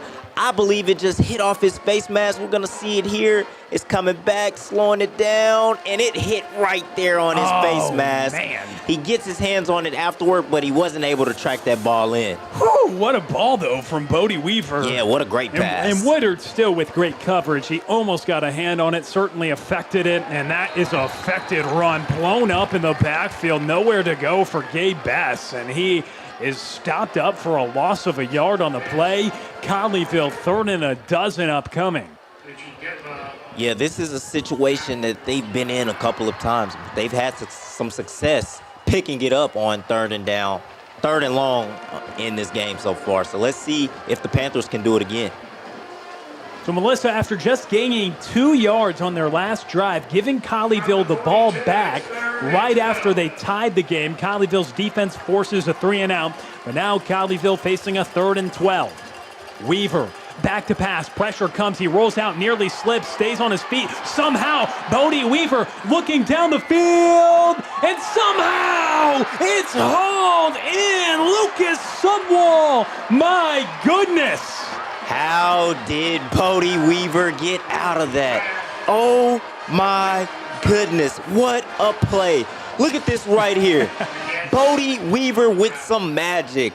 He's here in the pocket. That blitz comes right up the middle. He escapes it. Looks like he's going to get sacked here. He misses and evades the pressure again, and he throws on the run. And another big catch by Lucas Sumwall. Look at that jump. Look at that radius. Look at that vertical. And Colleyville gets in the red zone again with another explosive play. 6 grabs tonight for Lucas Sumwall. Bodie Weaver looking end zone for Sumwall again, but that's out of play. On the coverage was Doomy Gatson, but not on the same page with Sumwall. That's few and far between sequence with those two. Already 6 catches tonight. That goes incomplete. 2nd and goal from the 7 awaiting. Really important 2 plays here. You want to pick up some positive yards on 2nd down to set yourself up for third and possibly fourth down. This is definitely four down territory. Sumwall in solo coverage. Bodie Weaver. Handoff up the middle and stopped up with nowhere to go is Gabe Best. Wrecking the play is Uke Dimka, the standout senior defensive lineman, and the captain comes through when the Cardinals need it. Keep in mind, Colleyville, third time they've been down in this area. One time they punched it in, but on their opening drive, they got right down to the 10, missed a 27-yard field goal. They're inside the 10 again, third and goal from the 9, and a big play upcoming. Big two plays potentially on what Colleyville does. Gabe Best standing next to Bodie Weaver. Weaver scanning the field. Short hit to Gabe Best. Best fighting for yardage, but only will get to about the 8. Again, you can't escape DK Woodard. He's all over the field tonight. And he makes a huge tackle there on Gabe Best, who has been a weapon out of the receiving game. And now Landon Dressel, he missed from about this area. 27-yard try last time out. It'll be a 25-yard try from the near hash for the right-footed kicker, Landon Dressel, who was 5 of 6 on the year. That is up, and it is through the upright. So Colleyville, 10 unanswered points. They take a 10-7 lead. 4:25 to go in the half, and they're on top here on the road in the opening round of the playoffs.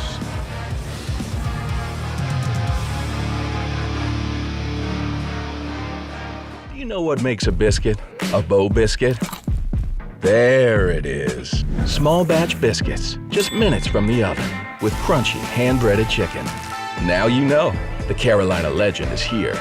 If you know, you Bo.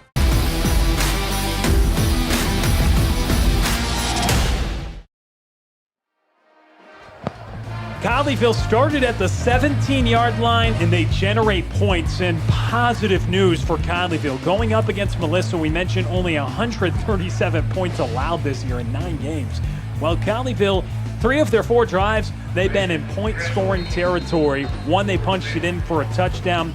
Their opening drive, they drive it about 80 yards down the field, miss a field goal right there. They drive it down the field and settle for a short 25-yard field goal, but now they have the lead.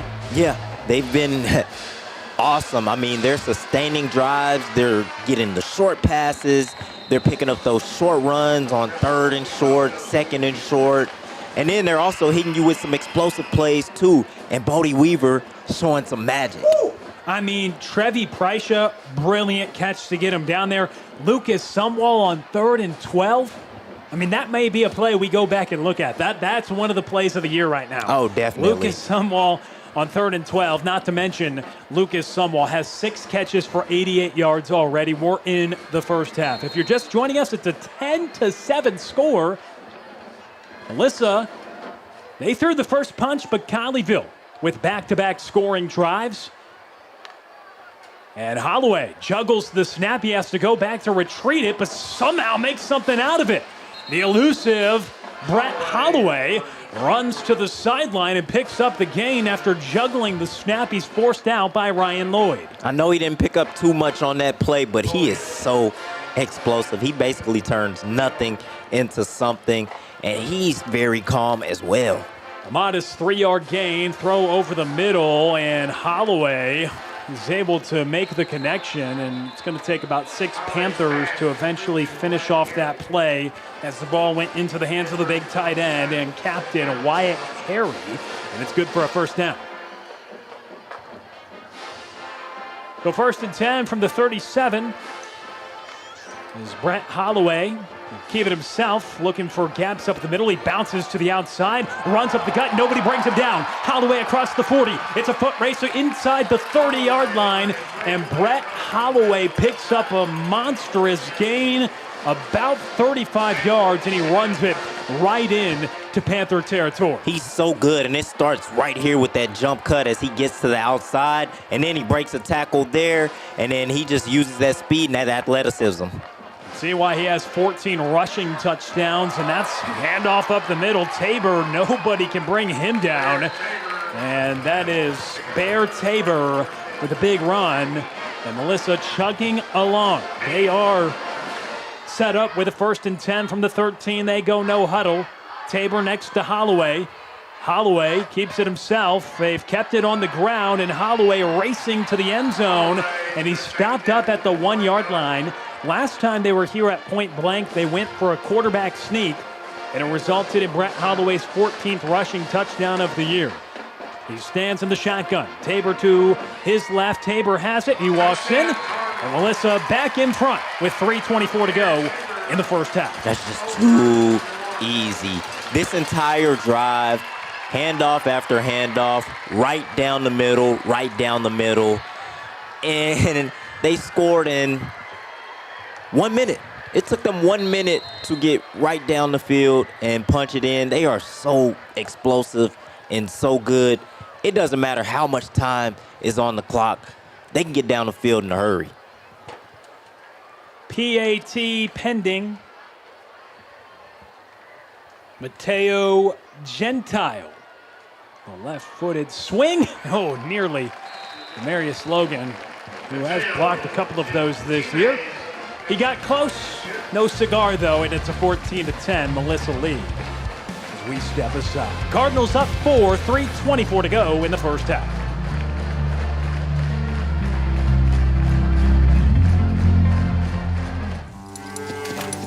American Power. Texas Drive. Classic Chevrolet. #1 in the world. Limited time. A special selection of new Chevys. More than anyone. All priced below market value. Plus, pre-owned values are up again. We're paying top dollar for trades. You could upgrade to a lower payment. Get started now at ClassicChevrolet.com.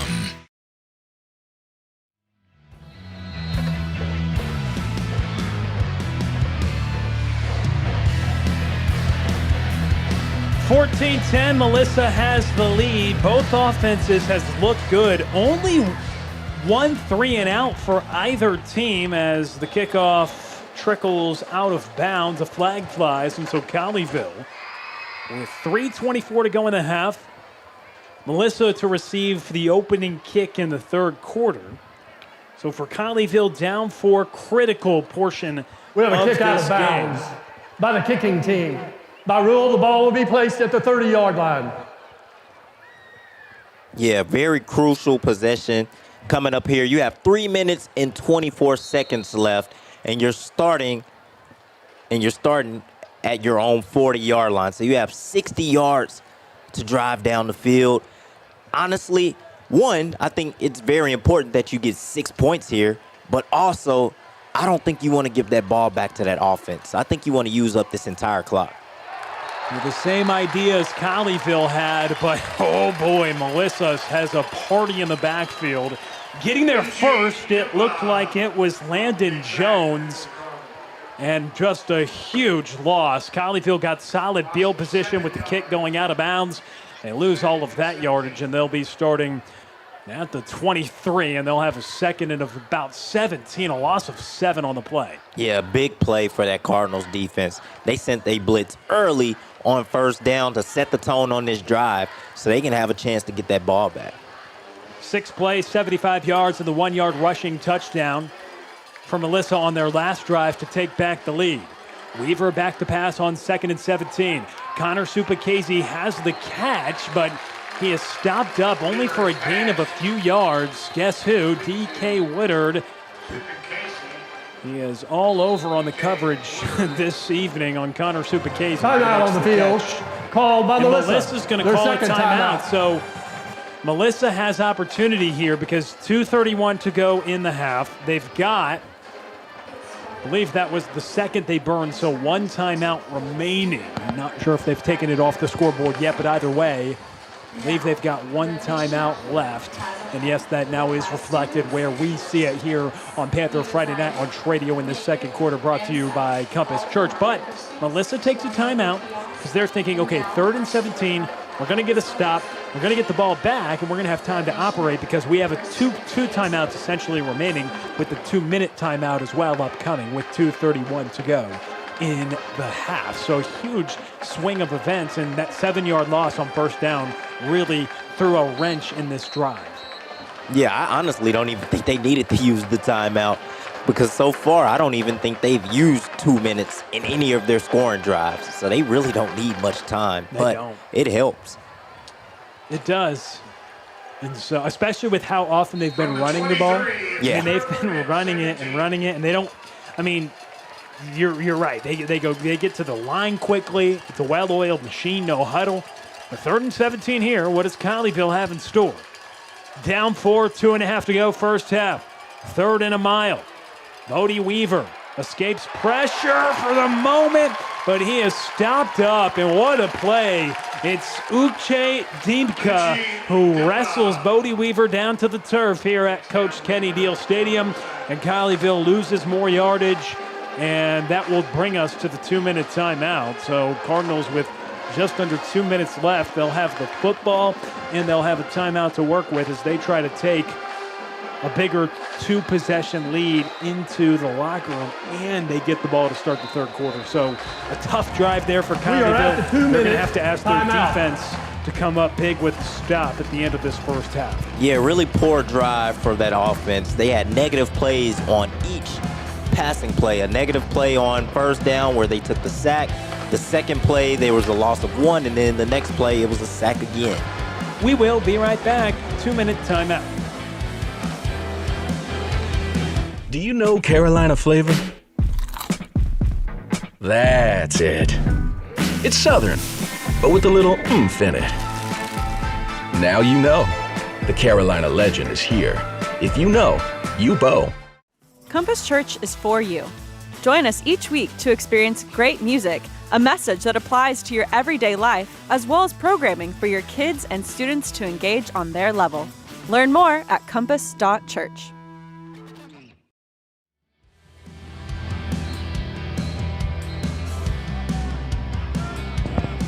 Back with you on Panther Friday Night on Tradio. He's Tremel Jeffers. I'm Will Connerly, and you're tuned in to Panther Friday Night here on Tradio.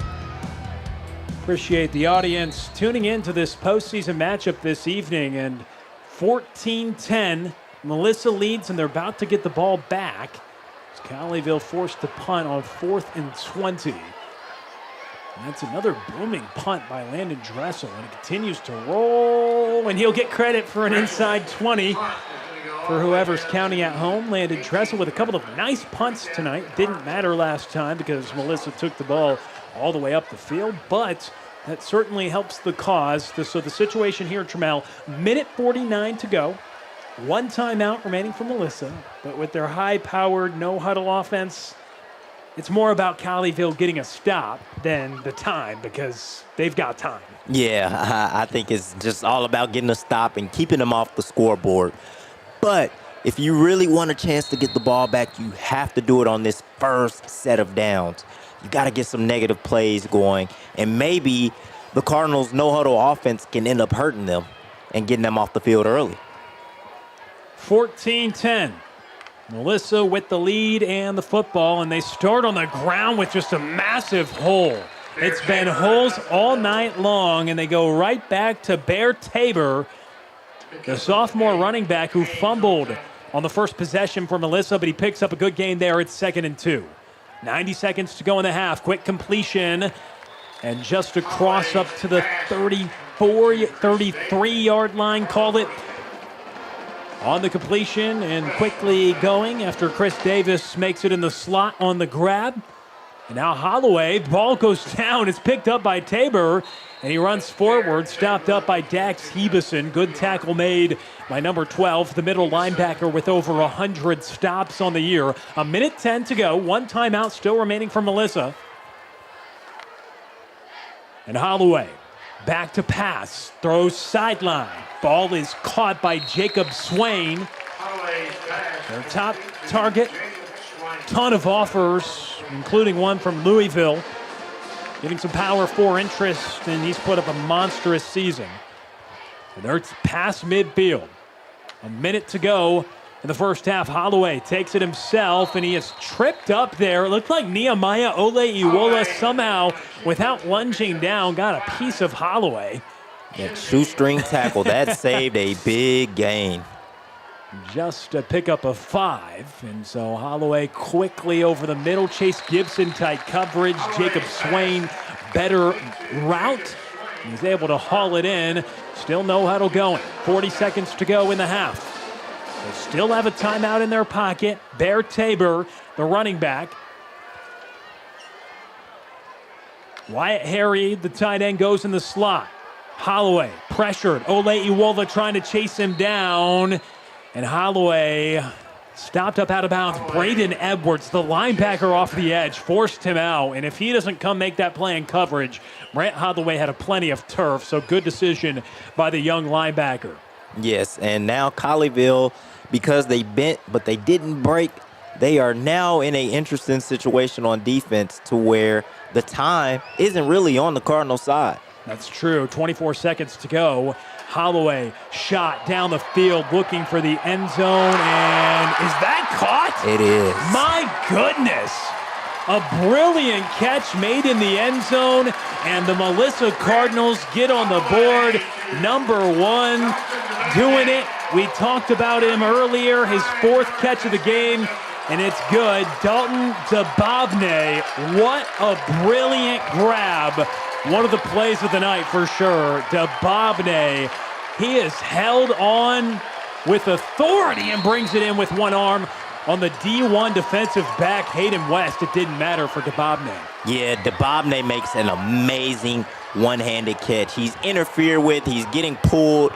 He can't catch it with 2 hands. He says, doesn't matter. I have another hand. I can haul it in, and that's exactly what he did. And that is a huge blow to this Panthers defense right before the half.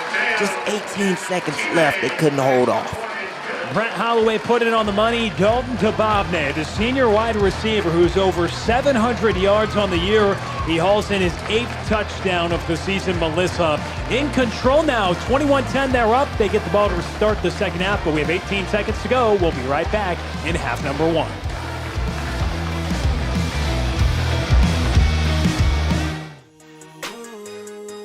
Every game is filled with moments that matter, ones you will never forget. At cliprip.com, we make it easy to relive those moments again and again. Browse and download your favorite plays from game broadcast by Tradio instantly. Whether you are a player building a reel, a parent capturing memories, or a fan playing that perfect drive, your moment is ready to clip and rip. Clip the moment, rip the highlight. Visit cliprip.com today. Dalton Dababne hauls in a big touchdown, and Melissa up 21-10. That is brought out at the 12-yard line for Colleyville. And across the 22, Lucas Sunwall on the return. And Melissa leading 21-10. Dalton Dababne, 4 catches, 87 yards, and a touchdown. He's a 4-year varsity starter in football and track at 6'1", 195. He's a kick returner, defensive back, receiver, just all-around athlete, and his 8th catch for a touchdown this year. 36 overall catches and over 700 yards on the year, getting about 22 yards a catch, and just a dagger there for the Panthers because having to play catch-up against this high-powered Melissa offense, it's going to be a challenge. And Dalton Dababne, with just 18 seconds left in the half, catches one for 35 yards and a touchdown. Colleyville takes a knee. We go to halftime. Melissa leading here in the opening round of the playoffs, 21-10. They're on top, so Colleyville and Jerry Edwards will rest, reset, and try to recover, which was a big blow with Dalton Dababne catching the touchdown at the end of the first half. So we'll see what happens. Coming up at halftime, be sure to stay tuned with us. We'll have a really cool segment replaying the highlights from the first half, slow motion, break it down. There was obviously some highlights. We'll probably have to go back and revisit that brilliant touchdown catch as well, just a moment ago from Dalton Dababne. So we step aside for halftime, 21-10. Melissa leads here in the opening round of the postseason. It's Panther Friday night on Tradio.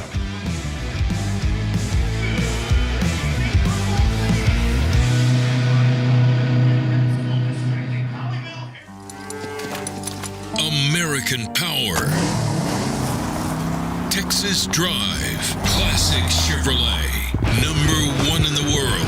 Limited time. A special selection of new Chevys. More than anyone.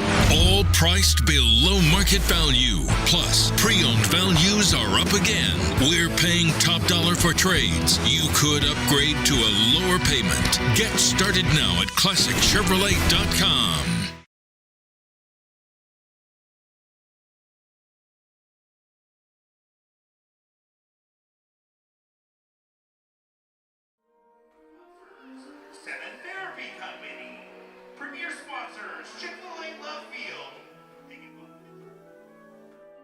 Do you have a dream of having a pool and a backyard oasis? Well, it's time to talk to the professionals at J. Caldwell Custom Pools. From new construction to remodeling to service and maintenance, J. Caldwell Custom Pools is your custom pool builder and outdoor living design expert, serving you with 2 locations, Hudson Oaks and Fort Worth, because life is too short for ordinary backyards. Dive in and find out more at jcaldwellcustompools.com. From your first paycheck to your first home, starting your own business, or celebrating your retirement, we're here for all of life's important moments. At Simmons Bank, our modern banking solutions make managing your finances effortless and efficient, so you can focus on what matters most. Simmons Bank, proud supporter of the moments that matter. SimmonsBank.com, member FDIC, equal housing lender, all accounts subject to approval. Do you know what makes a biscuit a Bo biscuit? There it is. Small batch biscuits, just minutes from the oven, with crunchy hand-breaded chicken. Now you know the Carolina legend is here. If you know, you Bo.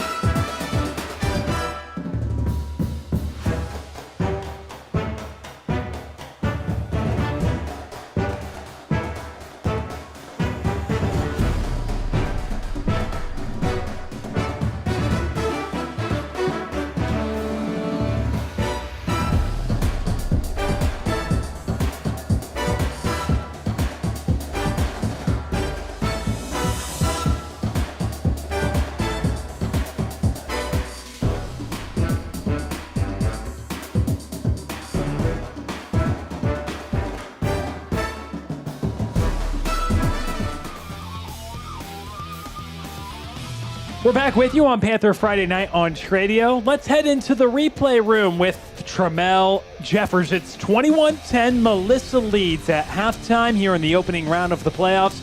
Let's dive into the replay room with Tramel Jeffers and look at some of the highlights from the first half. All right, let's go ahead and get into it. Here you have Bodie Weaver with the run-pass option. Pressure gets to him. He throws it to Trevi Preicha, and Trevi Preicha gets those yards after the catch and keeps those chains moving for Colleyville early on that first drive in the first quarter.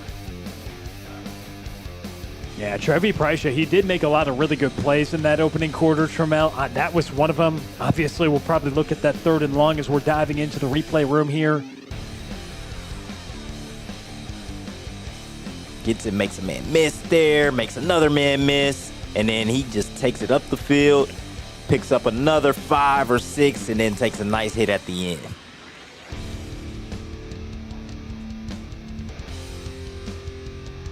And then here we go on the other end for the Cardinals, as you had Brett Holloway. He takes it up the middle, he fumbles it, and then Colleyville recovers it. They get a big break on that first drive, and we are still scoreless in the first quarter as Swain hands the ball off, and that was Bear Tabor actually who fumbled the ball, and it comes loose, and Colleyville recovers it right there in the end zone. That was actually Hayden West who knocked it out, and then there's a fight there and a swarm for the ball, and Colleyville comes on top, and we are still scoreless after that first quarter.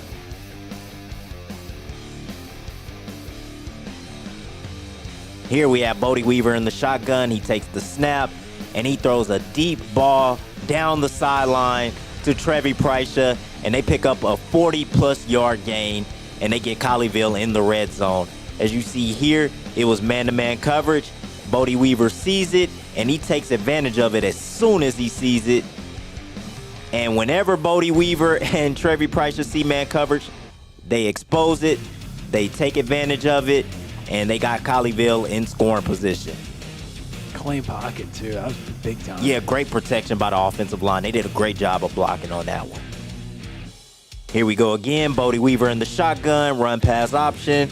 He gets out of a sack there, avoids another sack, and then he throws it on the run for the biggest play of the game so far to Lucas Sumwall. What a play by Bodie Weaver. We're going to slow it down here. He takes the snap here in the shotgun. Look at the run pass option, and the blitz comes right down the middle. Watch Bodie Weaver get out of this. It looks like he was going to get sacked there, but he avoids it. And then it looks like he's going to get sacked here again. Somehow he gets out of it again. He scrambles to the right. He's about to get sacked, but just before the pressure gets there again, he throws it on the run. And he has Lucas Sumwall. And look at that verticality by Lucas Sumwall right there. Oh, my goodness. He's showing you that he can play basketball, too. Oh, he got up there. He did. He got a lot of balls in that first half. 6 of them. Here we go. We have We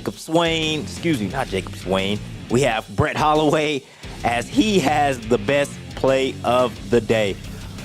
Look at Brett Holloway in this pass right here. This is the play of the game. Clean pocket. He throws it deep in the end zone, and there's some pass interference going on too. You see the tug of the arm right there, and he still hauls it in with one hand. We are talking about SportsCenter right there. And that was Dalton Dabonnet with the huge catch for Melissa as they go up 21-10. That was a killer at the end of that first half, and they take an 11-point lead right before going into halftime. Yeah, Dabonnet was amazing on that play. Oh, he was great in the first half and really impressive. 4 catches, 87 yards, and a touchdown. And that really was the dagger at the end of the first half. Melissa, they forced the stop, had a huge tackle for loss, and then, Colleyville gave it back, and Dabonnet did that, and he's been really good all year. He has a touchdown, and that was a big one. All right, that is the replay room with Tramel Jeffers. We will take a break, and we will come back. American Power. Texas Drive. Classic Chevrolet. #1 in the world. Limited time. A a special selection of new Chevys more than anyone. All priced below market value. Plus, pre-owned values are up again. We're paying top dollar for trades. You could upgrade to a lower payment. Get started now at ClassicChevrolet.com. Do you know Carolina flavor? That's it. It's Southern, but with a little oomph in it. Now you know. The Carolina legend is here. If you know, you Bo. Compass Church is for you. Join us each week to experience great music, a message that applies to your everyday life, as well as programming for your kids and students to engage on their level. Learn more at compass.church. Every game is filled with moments that matter, ones you will never forget. At cliprip.com, we make it easy to relive those moments again and again. Browse and download your favorite plays from game broadcasts by Tradio instantly. Whether you are a player building a reel, a parent capturing memories, or a fan playing that perfect drive, your moment is ready to clip and rip. Clip the moment, rip the highlight. Visit cliprip.com today.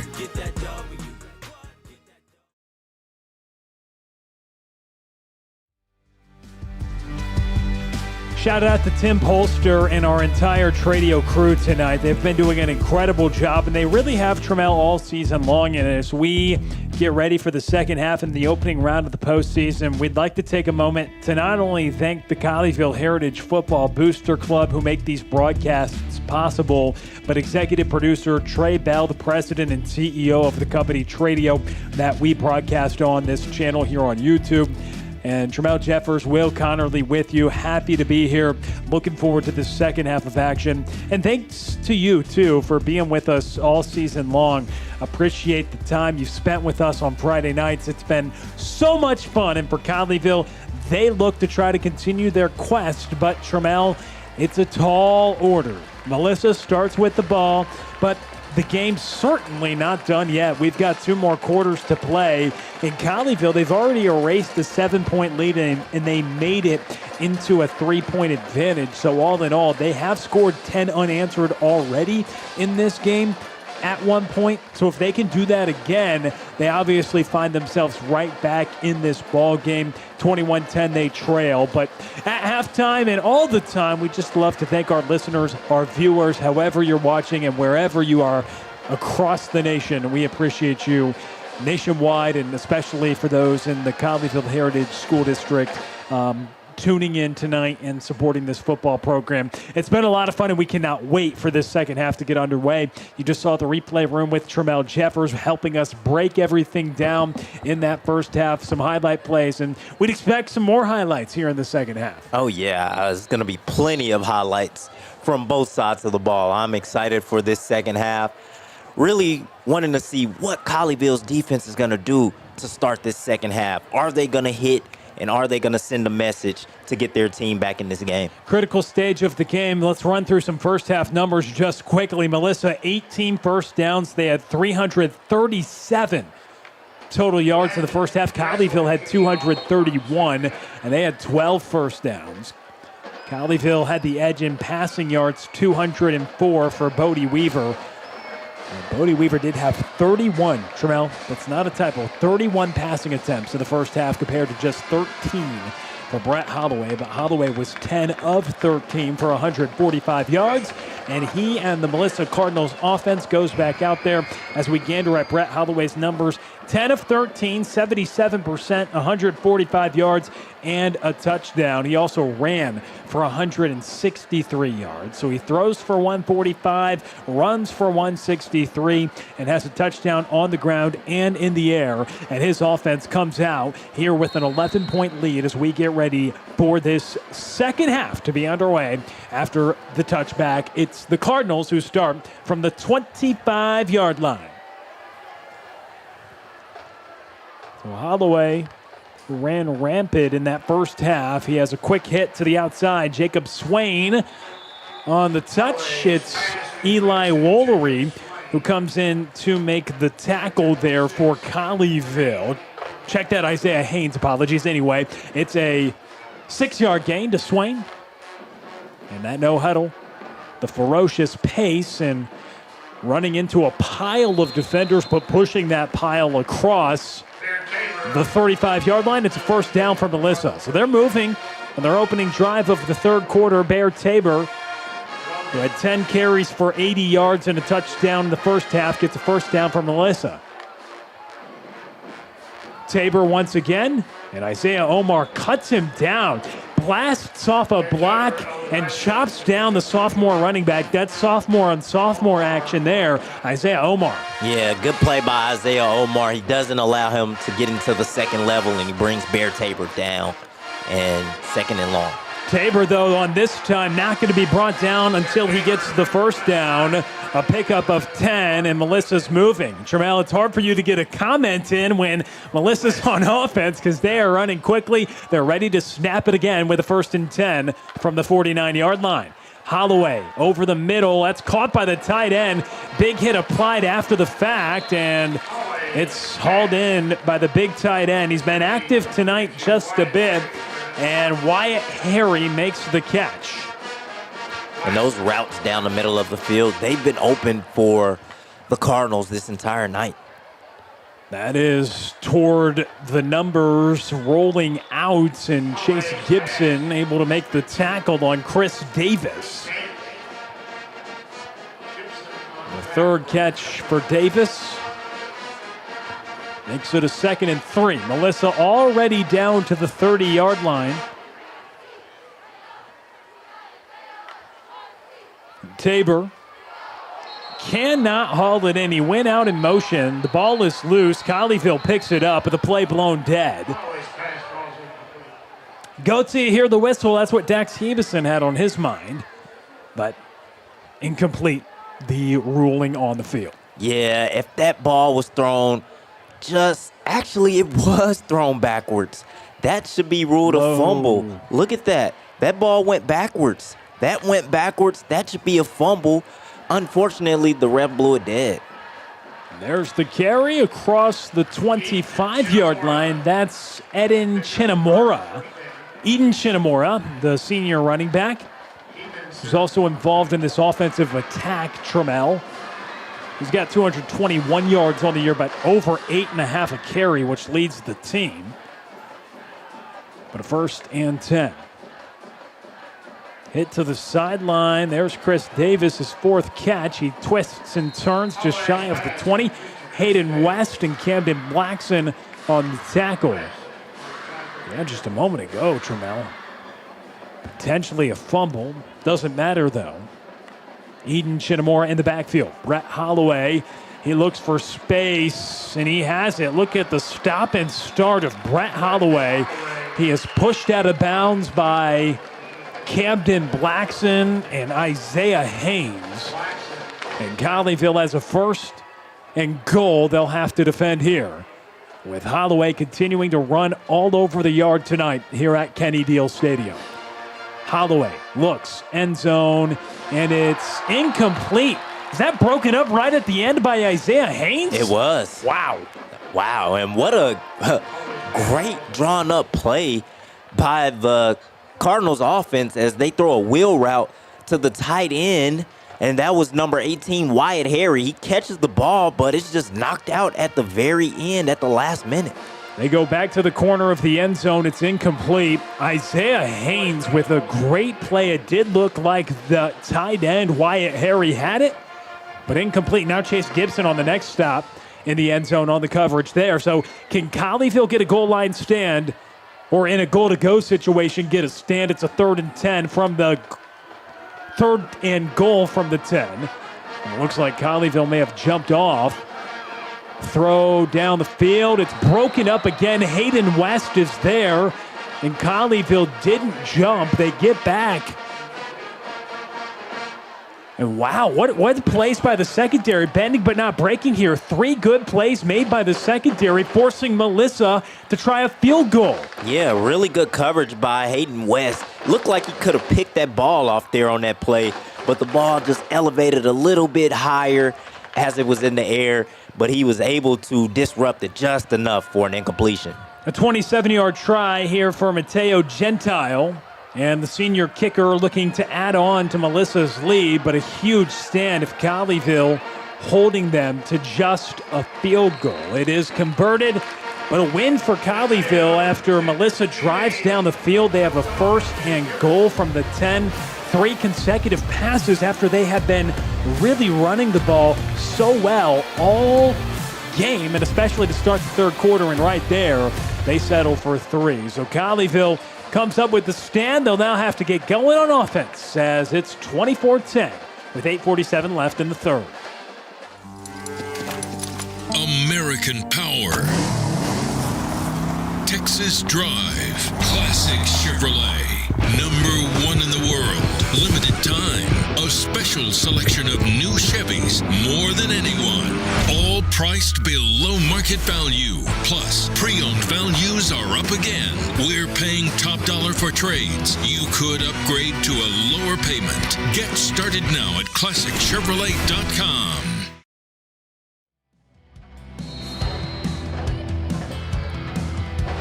We welcome you back to Panther Friday Night on Tradio. Third quarter of action, 24-10. Melissa has the lead here from Coach Kenny Deal Stadium. Beautiful facility as Colleyville has a solid return in the works, and then the momentum of Lucas Sunwall is just stopped up at the 25. He had a gap for a moment, but good contain on the coverage, which has been in the works tonight for Melissa. And so now Bodie Weaver, who had 30-plus pass attempts in the first half. You know he likes to air it out, but it was 19 of 31 for 204 yards. That's a game's worth of pass attempts for Bodie Weaver, and he had that in the first half. And we'll see probably a lot more in store down 24-10 in the second half. It is a game's worth of passing attempts, but a lot of it was just those short out routes that equate to runs. So it's pretty much handoffs is what it came out to. Another attempt for Bodie Weaver. This one not a short one. It's down to Trevi Prysha, and he cannot haul it in. And one thing tonight is on both sides, the officials have let things go. There has been some borderline calls. Not saying that one really was. We get another look. On the defense, number 5. 5-yard penalty from the previous spot. We'll replay first down. You see Bodie Weaver launches it to Trevi Prysha. The defensive back just knocks it out of his hands, and he wasn't able to haul it in. But the Panthers take an opportunity. They take a chance down the field with a free play.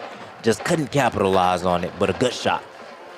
So they had the free play offsides, and that's why Bodie probably took that deep shot. And it looked pretty good, and instead Colleyville goes for a couple of yards there, and it's a 24-10 score with 8:20 to go in this third quarter, and Colleyville facing a 2nd and 10.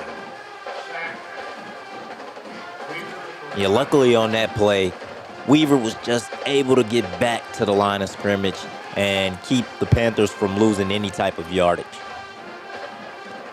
So they forced the field goal after Melissa had a 13-play drive to open the half. And that's one thing, is they run the ball a lot so they can control that clock. And Colleyville chasing a couple scores on the scoreboard. Connor Supakase hauls in Bodie Weaver's 20th completion of the evening, the 4th catch for the senior wide receiver. And third down upcoming for Bodie Weaver and company. Weaver throws it over the middle. That is hauled in across the 50-yard line. Trevi Prysha. He's been a monster tonight, and he continues that. His 5th catch, he's north of 100 yards in Colleyville in Cardinals territory. When the Panthers need an answer on offense, who do they call on? Trevi Prysha on third down. That is his 3rd big conversion on 3rd and long tonight, and that is the go-to guy that they go to. Weaver, handoff to Colin Bennett. Bennett stopped up there. No progress with Landon Jones, just wrestling him to the turf. He gobbled him up and sent him back, and Colin Bennett with nowhere to go. So even after the big play, trying to catch him off guard with a run up the gut, kind of see why they're throwing it so much too. That defensive front has been pretty stout, and Landon Jones a big part of that as well. Very stout. Very good defensive line. So a 2nd and 10 from the 40. Weaver over the middle again. It's Connor Supacase. No, Trevi Prycha. Yeah, Trevi Prycha again. Who are you going to call? Yeah, right down the middle. Those crossing patterns are there. Those out routes to the sideline are there, and those crossing patterns across the middle of the field are also there. And they're going to open up a shot right down the seam as well eventually.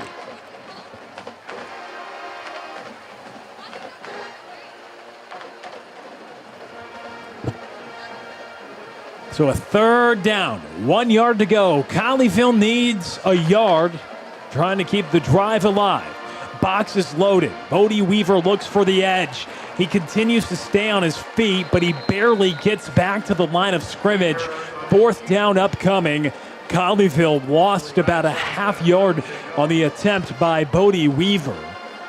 His ability to get close to that line of scrimmage was key, because if he was tackled to where he was corralled at, he was stuck right there at that 40-yard line. They lose about 5 yards on the play, but luckily he fought through it and he got back close to the line of scrimmage. Now it's 4th and 2. That would have changed the entire play calling of the next play, but they can still run the ball here. They have an opportunity. Weaver going to take it himself. He bounces out and just falls down. Bodie Weaver with nowhere to go for the Colleyville Heritage Panthers, and that is an absolute dagger right there. Colleyville has not been able to run the ball tonight at all. Melissa with over 200 yards more rushing than Colleyville, 226-22, and that a critical turnover on downs after the defense came through with the stop.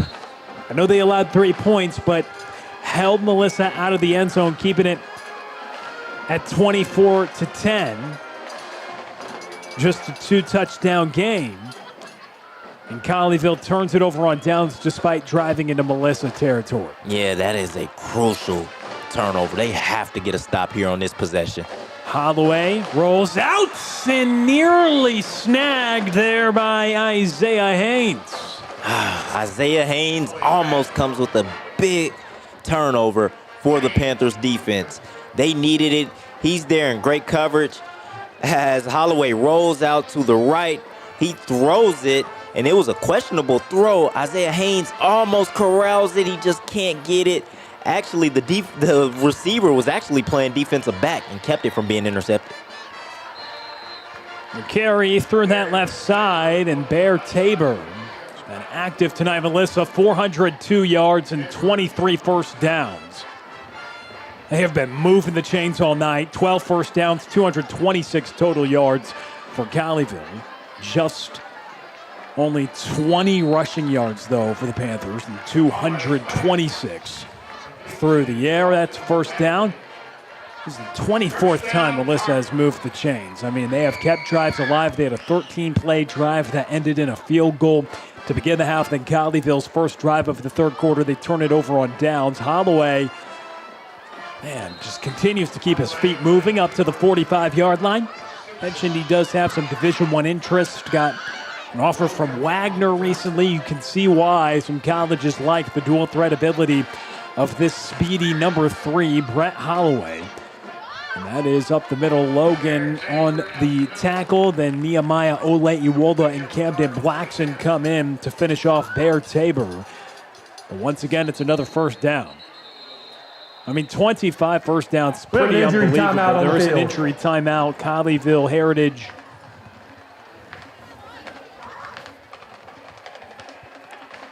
Defensive player, that's Coach's son, Braden Edwards, down.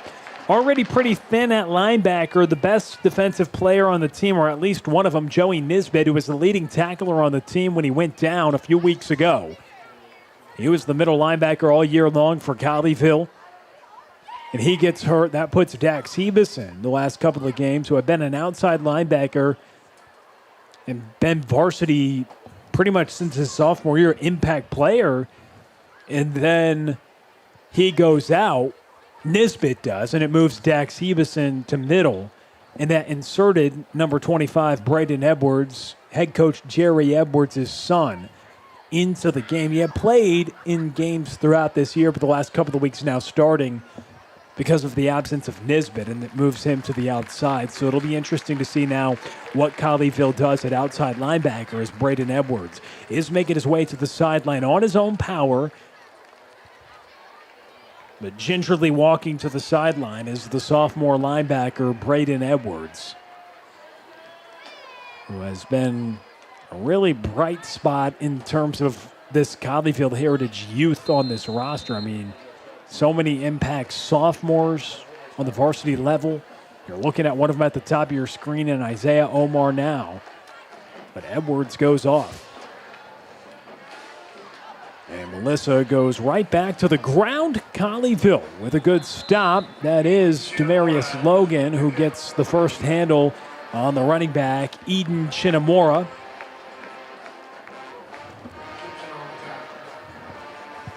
So entering into the game now, it's Holden Hickson at outside linebacker, incomplete, looking for a Darian Battle. But Holden Hickson getting some action now, number 44. He was called up a few weeks ago with the injury to Nisbet, knowing they were thin at linebacker. So number 44, Holden Hickson, inserted in a playoff game here in the opening round with not much varsity experience for the young sophomore.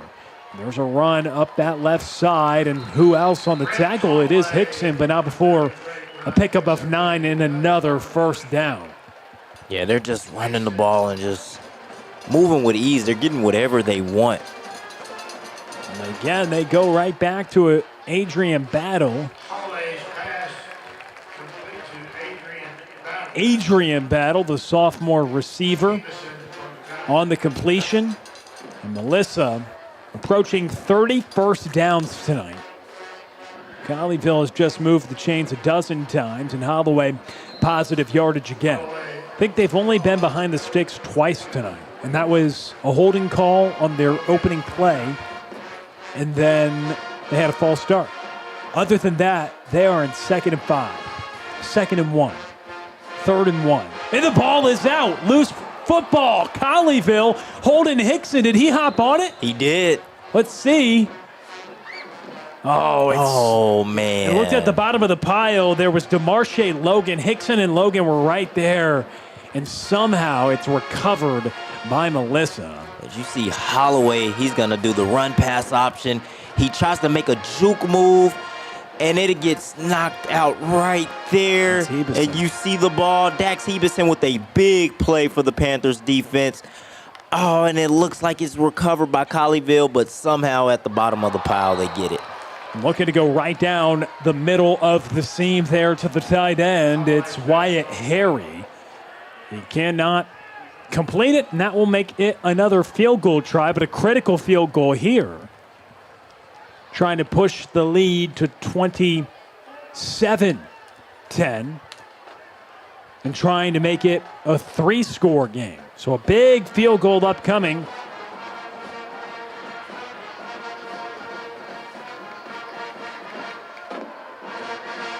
...34 yards away. Snap down, kick up. Has the distance, and it is no good.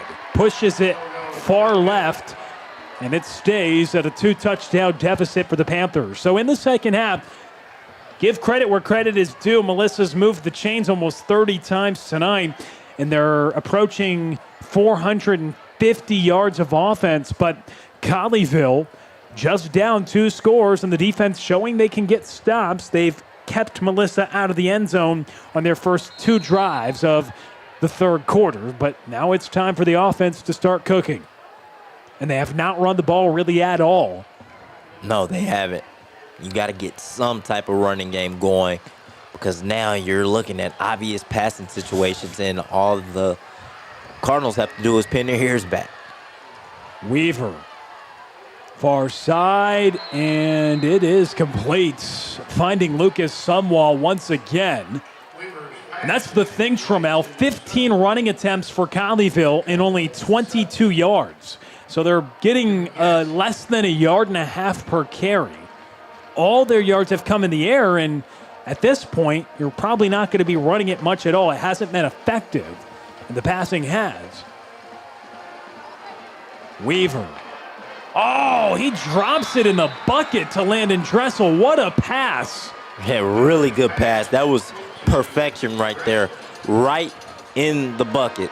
Look at Bodie Weaver here. He sees his first read, and he's going to throw it to his first read, and that is Landon Dressel as he drops it right in the bucket before the defensive backs can even get there. Weaver standing next to Colin Bennett. On a 1st and 10 from the 44-yard line, Weaver stepping up in the pocket, has to evade the pressure, throws it right on the money. Lucas Sunwall has it. He lunges to the 40-yard line. It's a pickup of 14 yards. And Lucas Sunwall, how about this? 8 catches tonight for the sophomore in his playoff debut with the Panthers. Wow. And this is when Colleyville is at their best. When Bodie Weaver is moving around in that pocket and he finds those receivers, that is when Colleyville gets cooking. 1st down. Weaver steps up, pressure comes, and he twists and turns. And he's stopped up at the 42-yard line, so a sack on the play with 50 seconds to go in the 3rd quarter. Colleyville trying to make this one interesting. If they can score, they could cut this deficit to a 1-touchdown deficit. And they're back in Cardinal territory again. 35 seconds to go in the 3rd quarter. 2nd and long. Weaver rolling out. Fires one. Sideline. It's incomplete. And the sophomore, or junior, DK Woodard, been all over the place tonight. All over the place. First half, second half. Every ball that is thrown his way, he has been there in great coverage. Very good coverage. He's having a really good game. And we talked about this matchup between these two earlier in that 1st quarter. It has been a really good one. 3rd down. 11 yards to go. Colleyville needs the 31.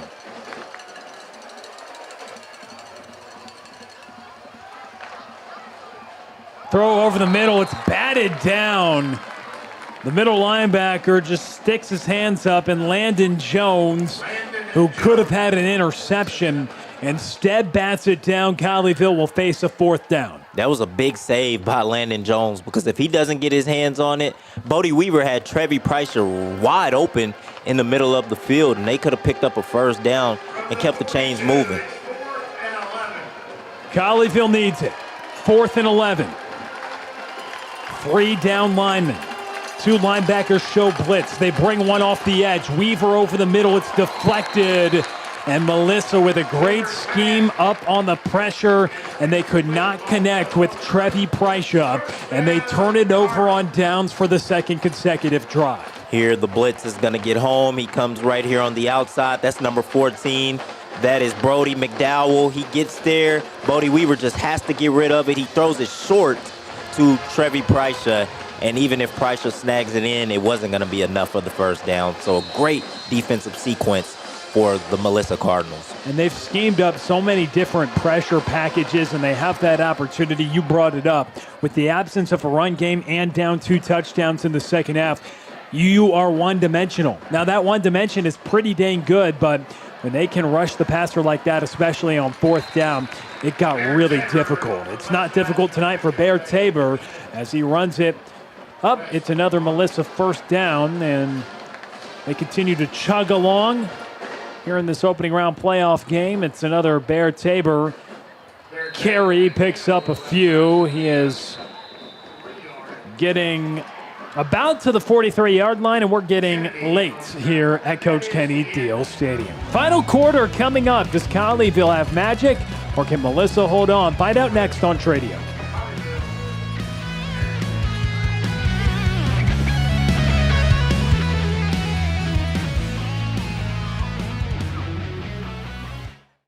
Do you have a dream of having a pool and a backyard oasis? Well, it's time to talk to the professionals at J. Caldwell Custom Pools. From new construction to remodeling to service and maintenance, J. Caldwell Custom Pools is your custom pool builder and outdoor living design expert, serving you with 2 locations, Hudson Oaks and Fort Worth. Because life is too short for ordinary backyards. Dive in and find out more at jcaldwellcustompools.com.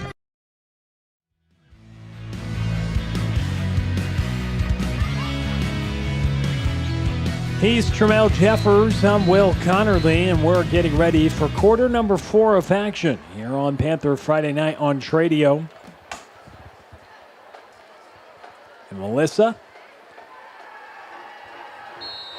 28 first downs tonight, 462 total yards. 269 of those have been on the ground. And Brett Holloway, the quarterback, he has 200 rushing yards, a touchdown, and about 200 passing.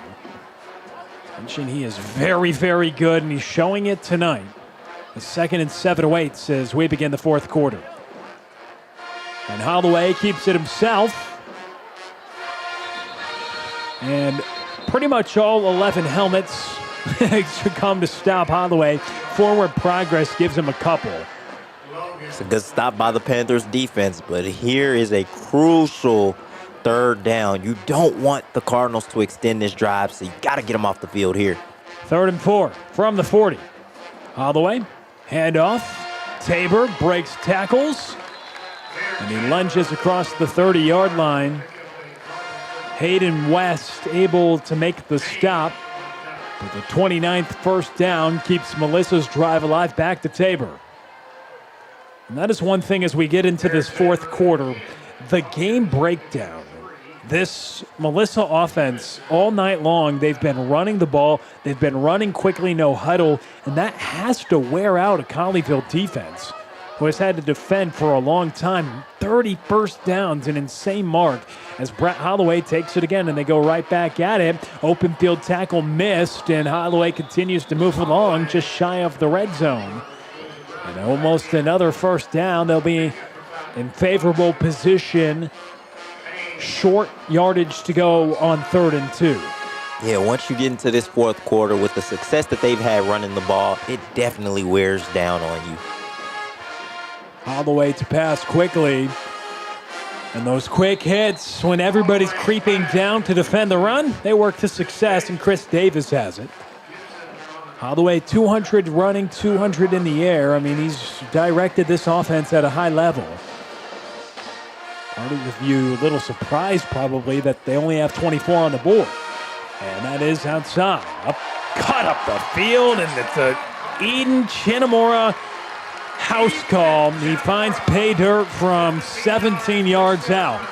And Melissa now in complete control here in this opening round playoff matchup. We have an injury timeout on the field. Injury timeout on the field as Melissa Stadium shines the lights.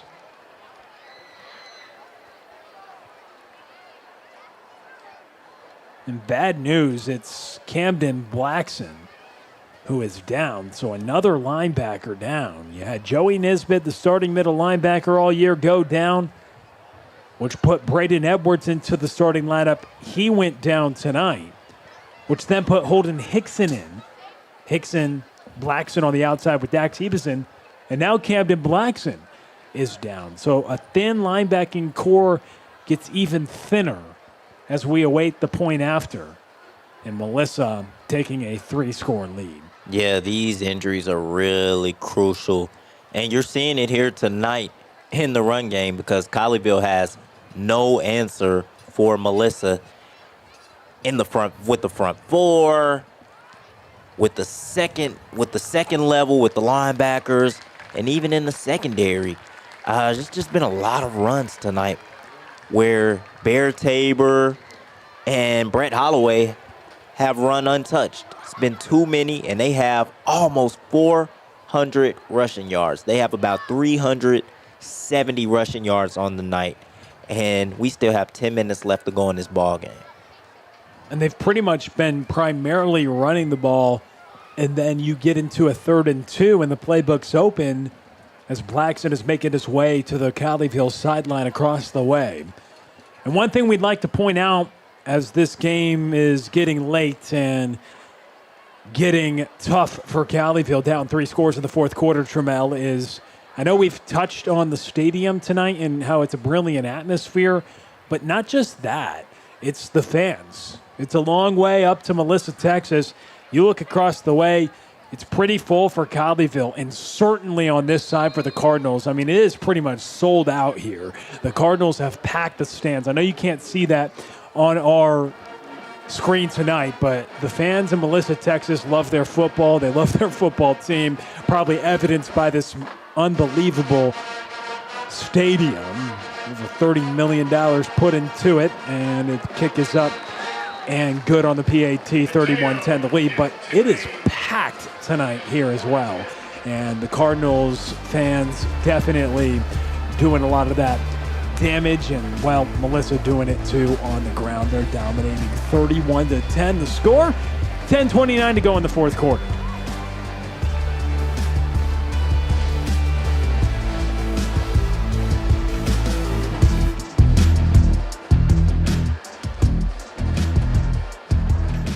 From your first paycheck to your first home, starting your own business or celebrating your retirement, we're here for all of life's important moments. At Simmons Bank, our modern banking solutions make managing your finances effortless and efficient, so you can focus on what matters most. Simmons Bank, proud supporter of the moments that matter. SimmonsBank.com, member FDIC, equal housing lender, all accounts subject to approval. Back to action from Coach Kenny Deal Stadium. A 31-10 score. Melissa out in front. They jumped out. They jumped out to a 7-0 lead to start this ball game, Trammell. But Colleyville had a big answer. They actually scored 10 unanswered points to take a 10-7 lead. But Melissa had a pair of touchdowns in that second quarter, one with 18 seconds to go in the half.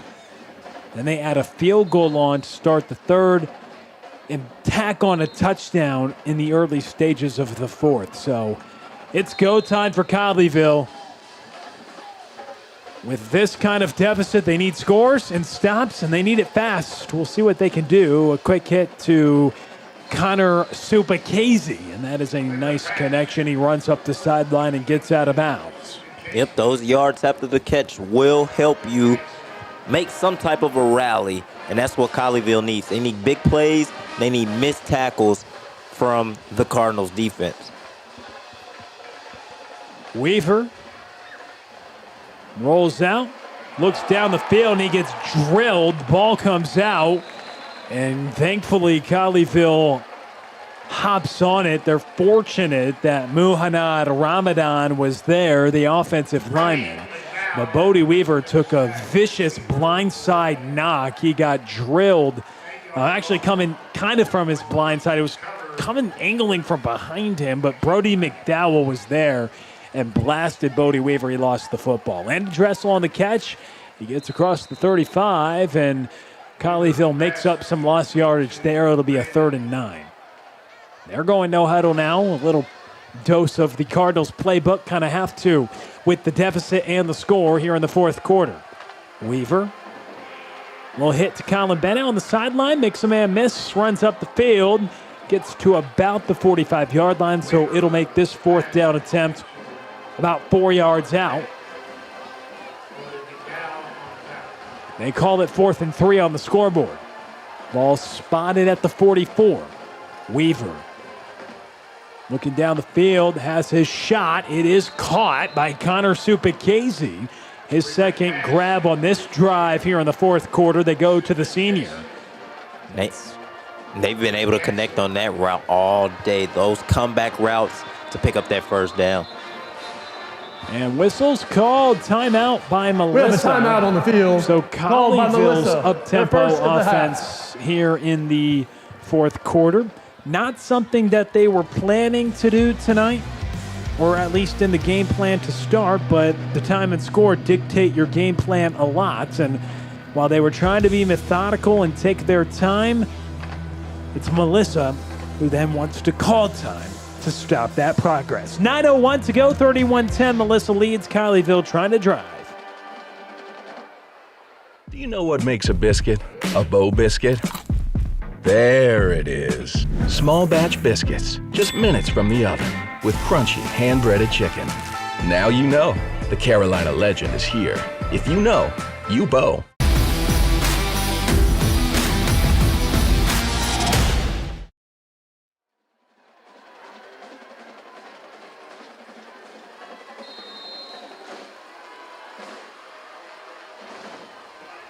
First and 10, about 9 to go in the fourth quarter. Bodie Weaver grabs the snap, takes a home run shot down the field out of the reach of Landon Dressel. In coverage there was Rocky Dunn, the senior defensive back.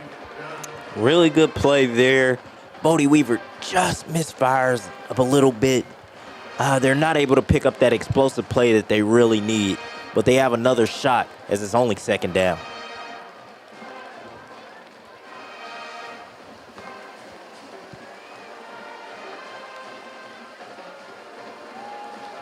The second and 10 from midfield. Weaver, home run down the field again, and it's up for grabs, and Melissa takes it away. And Jared Padusek comes up with a play that could potentially help Melissa seal this ball game. Yeah, I think that ball actually got tipped at the line. I think Bodie Weaver got hit. Yes, he did. His arm gets hit right here by number 5, Uche Dimka. He hits him right there at the line of scrimmage, and he just lets that ball just float in the air, and it is taken away and turned over by Jared Padusek, I'm sorry. Accepted. Trumel, and great point out there, though. Bodie Weaver typically not going to have a ball that looks like that out of his hands. And the 2B Division I quarterback ends up with the turnover to his credit, and Brett Holloway rushes for another 10 yards. He has run rampant on this Colleyville defense tonight. And Brett Holloway has looked really good. Colleyville, when we look at offensively, they hadn't coughed a ball up on offense in the past 2 weeks. No turnovers in their final 2 games against Burleson and Grapevine, but a critical turnover there. They were already down 3 scores trying to drive and make it a 2-score game with a touchdown.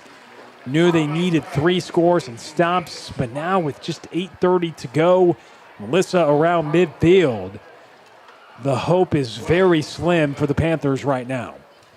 Yeah, you need some type of a turnover.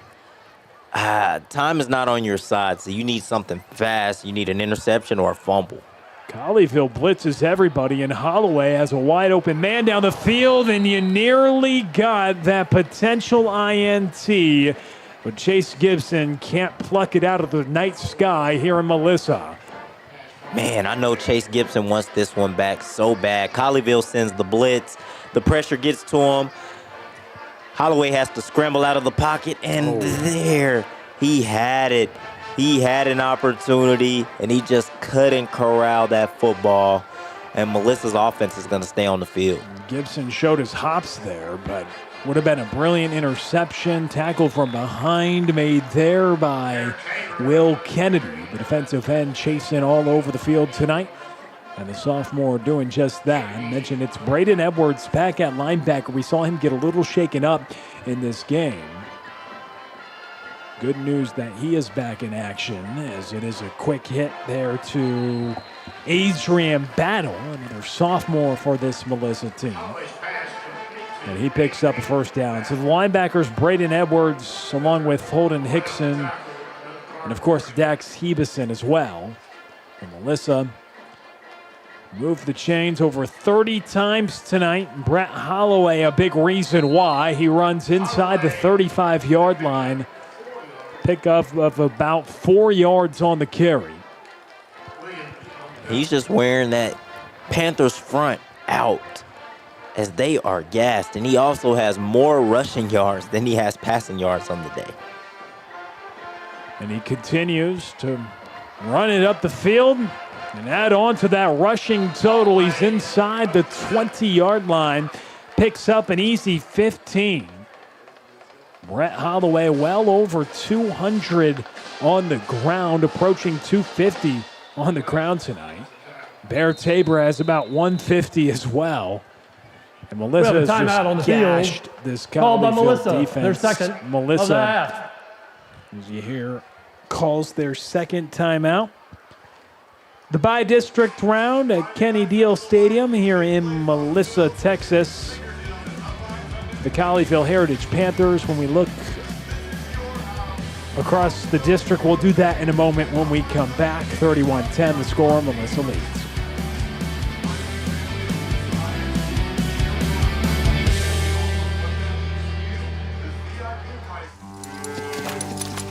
American Power. Texas Drive. Classic Chevrolet. #1 in the world. Limited time. A special selection of new Chevys. More than anyone. All priced below market value. Plus, pre-owned values are up again. We're paying top dollar for trades. You could upgrade to a lower payment. Get started now at ClassicChevrolet.com. 1st and 10 from the 18-yard line. 7:18 to go in the fourth quarter. And big carry and into the end zone again. Bear Tabor. He is having his way as this Melissa Cardinals attack is on the ground. He runs into the end zone for a second time tonight. North of 150 yards. The sophomore showing out here in the playoffs. At home, and Bear Tabor puts this game pretty much in the bag. Yeah, he puts it in the bag. And again, it's just too easy for Bear Tabor. Right up the B gap. And he just goes untouched. And again, he's north of 150 yards. He's averaging over 7 yards per carry tonight. And that is 400-plus rushing yards for Melissa's offense. They have run all over the field tonight. They continue. And what a turn of events we have had in this game. That's 31 unanswered points by Melissa. Colleyville was leading in this game 10-7. Fast forward to 7:11 to go in the fourth quarter, 38-10. Yeah. So you had the advantage, and you thought maybe it was going to be a teeter-totter back-and-forth affair. Melissa put all doubt out of that one, and they've eliminated any doubt of what tonight's result will be, as they have scored 31 unanswered points. Colleyville has had their chances and their moments. Critical turnover on downs to begin the third quarter was one of the biggest inflection points in this game. But also the touchdown to end the first half with 18 seconds left. That's a potential 14-point swing right there. And 31 consecutive points. And then also opening drive, you drive it all the way down, you come up empty when you're really looking for 7. I mean, there's ways you could put it and rationalize it to the point where you say, man, they could have been right there. But at this point, it's a what-if game. And it's a big what-if because the scoreboard tells a different story. And that scoreboard tells us that Melissa's dominating, and they're on their way to the second round of the postseason. But from our perspective and for Colleyville Heritage, they have definitely had their chances. Once upon a time, they were up 10-7 in this ball game. But 31 unanswered points later, it's Melissa who is in complete control. Yeah, just a lot of missed opportunities in this game. Like you said, it's a bunch of what-ifs. I know if you're just tuning in or if you've tuned in late, the scoreboard isn't indicative of what's been going on in this game. Colleyville had a lot of opportunities, and we were just talking about how they were up 10-7. They also had a chance to go into halftime with a lead when it was about 2 minutes remaining in that half. So they just coughed up some opportunities. They stalled out on a drive, and now Bodie Weaver fires one down the field looking for Landon Dressel. Appeared to be a little bit held, but again, that's one thing tonight, Trammell, and we'll say it's been consistent. Offsides. On the defense, number 5. So 5-yard penalty. It's another From the previous shot spot, replay first down. by Colleyville's quarterback, Bodie Weaver, because of the jump off. Yeah, the officiating has been pretty fair for the most part tonight. It's really not much to complain about. We talked about that fumble, but other than that, it was fine. Run up the gut, and it's just been consistent. I mean, we have had games this year where there's a lot of PIs called. It does feel like in the postseason it's just called a little bit more loose, letting the guys play a little bit. And I think on both sides there's been some questionable calls of PI. There's definitely been some that have been missed. Yeah.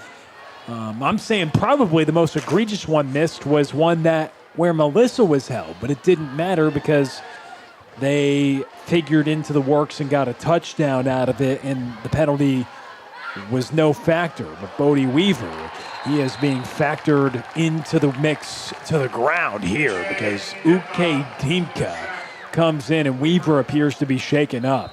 He has taken plenty of hits tonight. We have an injury and a timeout bad on the sign field. to see as Weaver is down on the turf as Uche Dimka came in and wrapped him up. He's taken a couple of hard hits tonight. And you sincerely hope Bodie Weaver is okay. Yeah, definitely hope that he's okay. He got up on his own power. He's being helped off. So that's a great sign to see. But you would think after that hit, his afternoon is complete and his senior season is over. It's a wonderful, magnificent senior year for Bodie Weaver. And he was a great leader for this Panthers ball club. He really was. The last 2 years, he's just been sensational. Over 40 touchdowns this year, just about going on to play Division I football. Now the freshman, Lane Vargas, enters into the game, and Colin Bennett makes a man miss. He runs up to the 33-yard line, eventually tackled by Landon Jones. And so Lane Vargas comes into the game. No offense to Lane Vargas, but not what Colleyville wanted to see tonight. I mean, he put on a show, and the future is so bright for him. I mean, he could turn out to be one of the best around, and if you missed it, his first varsity start last week, he had 6 touchdown passes. As he throws a shot down the field, it's incomplete. So if you look at the silver lining here, it just... your heart hurts for Bodie Weaver not being able to finish this game. In Colleyville, they just lose control of the possession. Game's well out of reach, and they turn it over on downs. Melissa will have it, and they'll run out the clock. But Bodie Weaver going out, not that the result was in question, but you just hate to see him take a hit like that at the end of his high school football career. The future's so bright for him, just getting started in his athletic career, heading on to UTEP where he's going to have so much success. And he's been such a great leader for this team all year long, dealing with a lot of adversity. I mean, there was a lot of rotating in and out at the beginning of the year at the receiver position, some new characters. And you throw in a sophomore, Lucas Sumwell, he's been great. You throw in a Connor Subakese, who pretty much had no catches last year, he's been great. Landon Dressel, he connects with him in such a big way. You throw in a Trevi Pryshub, and he's been brilliant this year. This receiving core that Bodie Weaver has really helped move along, those 4 guys, that combination of wide receivers has looked like one of the best across DFW. And I believe a big reason why, no discredit to the wide receivers, but a big reason why you're able to have 4 guys all be fed and eat and have success is because a quarterback is able to distribute the ball at a high level. And he's been such a great leader of the offense when we've seen things on Panther Friday night on Tradio, but he's also been an excellent leader for this football program as the reins of QB1 the last couple of years. So all kudos to him and high honors to Bodie Weaver. Yes, he deserves it. He deserves to play in that bowl game in December. Everything he's earned, he's deserved it. He worked very hard this year, and he carried this ball club to the first round of the playoffs and to that 3 seed in the district, a very tough district as well. Sensational numbers, over 2,000 passing yards despite missing a game. As it's Demarius Logan. You highlight a lot of these seniors in the final game of the year, Trammell, and there's been so many of them that have been staples of this program. Unfortunately, a lot of them have been banged up throughout the years. I mean, you think of a guy like Joey Nisbet leading this team all year long in tackles, goes out a couple weeks ago, and that senior's dealt with so many injuries throughout his career. Connor Supacasey, a breakout senior year for him, 10 touchdowns, and he's had a big night tonight. Demarius Logan and Dax Hebeson, staples of this defense for years. Even a guy like Dylan Hammond and Colin Bennett, who have stepped up in different roles in bigger ways for the Panthers. I mean, all around, a lot of different guys. And you can't forget to mention at least Bodie Weaver's counterpart in Wes Dalio Kubik, who he's been in and out with injuries throughout this year as well. And he's somebody that's going on to play at the next level with Bodie Weaver at UTEP. Nehemiah Ole Iwolba as well. And a lot of these seniors, Blake Wendler, you can't forget about the all-district tight end. I mean, it's been a nucleus, and I am forgetting a couple of guys as well, but it has been an excellent senior class for head football coach Jerry Edwards, and I'm sure a pretty special one because he came in a couple of years ago in the midst of his third season, and these sophomores who are on varsity his first year, he's now gotten to see them grow and progress. Yeah, this was a fantastic senior ball club. The seniors of this football team were really good. They had a huge part of why this team went 7-3 this year and why they were the number 3 seed to face this really good Melissa Cardinals team in the playoffs. They had a great impact on the team. They were great leaders, and they were great on the field as well. So a field goal try on 4th and 2 from the 25-yard line. 42 yards away. The kick is up. It does have the leg, and it's through the upright. So a big kick right there. Wow. Really good kick. So Mateo Gentile with a big kick. Melissa adds on. We'll be right back. 2:50 to go in the 4th.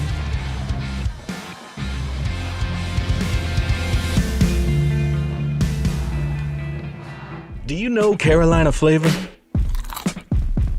That's it. It's Southern, but with a little oomph in it. Now you know. The Carolina legend is here. If you know, you Bo. Compass Church is for you.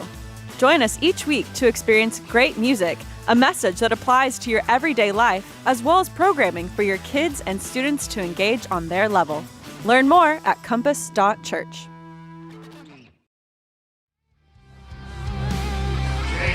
Back alongside Trammell Jeffers, I'm Will Connerly. Melissa leads 41-10. Knew it was going to be a tall drink of water to try to go up against the Cardinals of Melissa. And that's proven to be the case. They continued to add on. After Colleyville had a 10-7 lead, it's been all Melissa since, and they're up 41-10.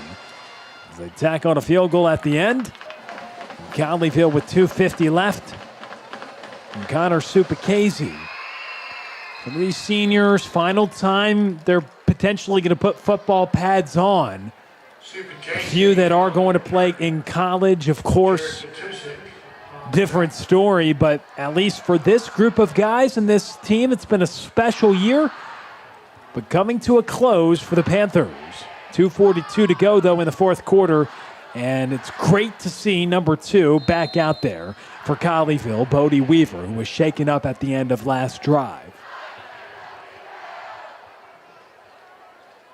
Back to pass. He has a heave down the field, and it's incomplete, but 2 flags fly. The first pass interference of the night, and Connor Supacasey draws that flag. We get it with 2 minutes and 35 seconds left. But no, like you said, the consistency has been there with the... Oh, as you see here on this replay, check this out. Bodie Weaver has a clean pocket. Defensive pass interference. Number 34. The 15-yard penalty from the previous spot and an automatic first down. And you see that Super Casey is trying to come back to the football, and the defensive back was never turned around, and he's interfering with Super Casey, and they're going to call that every single time. So the penalty gets Colleyville up to the 46-yard line. 2.5 to go in the fourth. Weaver steps up in the pocket. He'll take it himself, breaks a couple tackles, and runs across the 50-yard line. Good to see number 2 out there. Yeah, it's definitely good to see that he's okay, but it was very surprising that they put him back in the game. The game is pretty much out of reach. You're down by 31, and you know the collegiate career that he's going to have in the future. I would protect him. Weaver not protected here. The pressure swarms him. Getting in there, D.D. Clancy, the junior defensive lineman, wrecking through. And we are at the 2-minute we've reached timeout. the 2-minute timeout. 41-10 the score. Melissa on top. Bodie Weaver, a few pass attempts shy of 50 attempts on the evening. Colleyville down 41-10. We will be right back.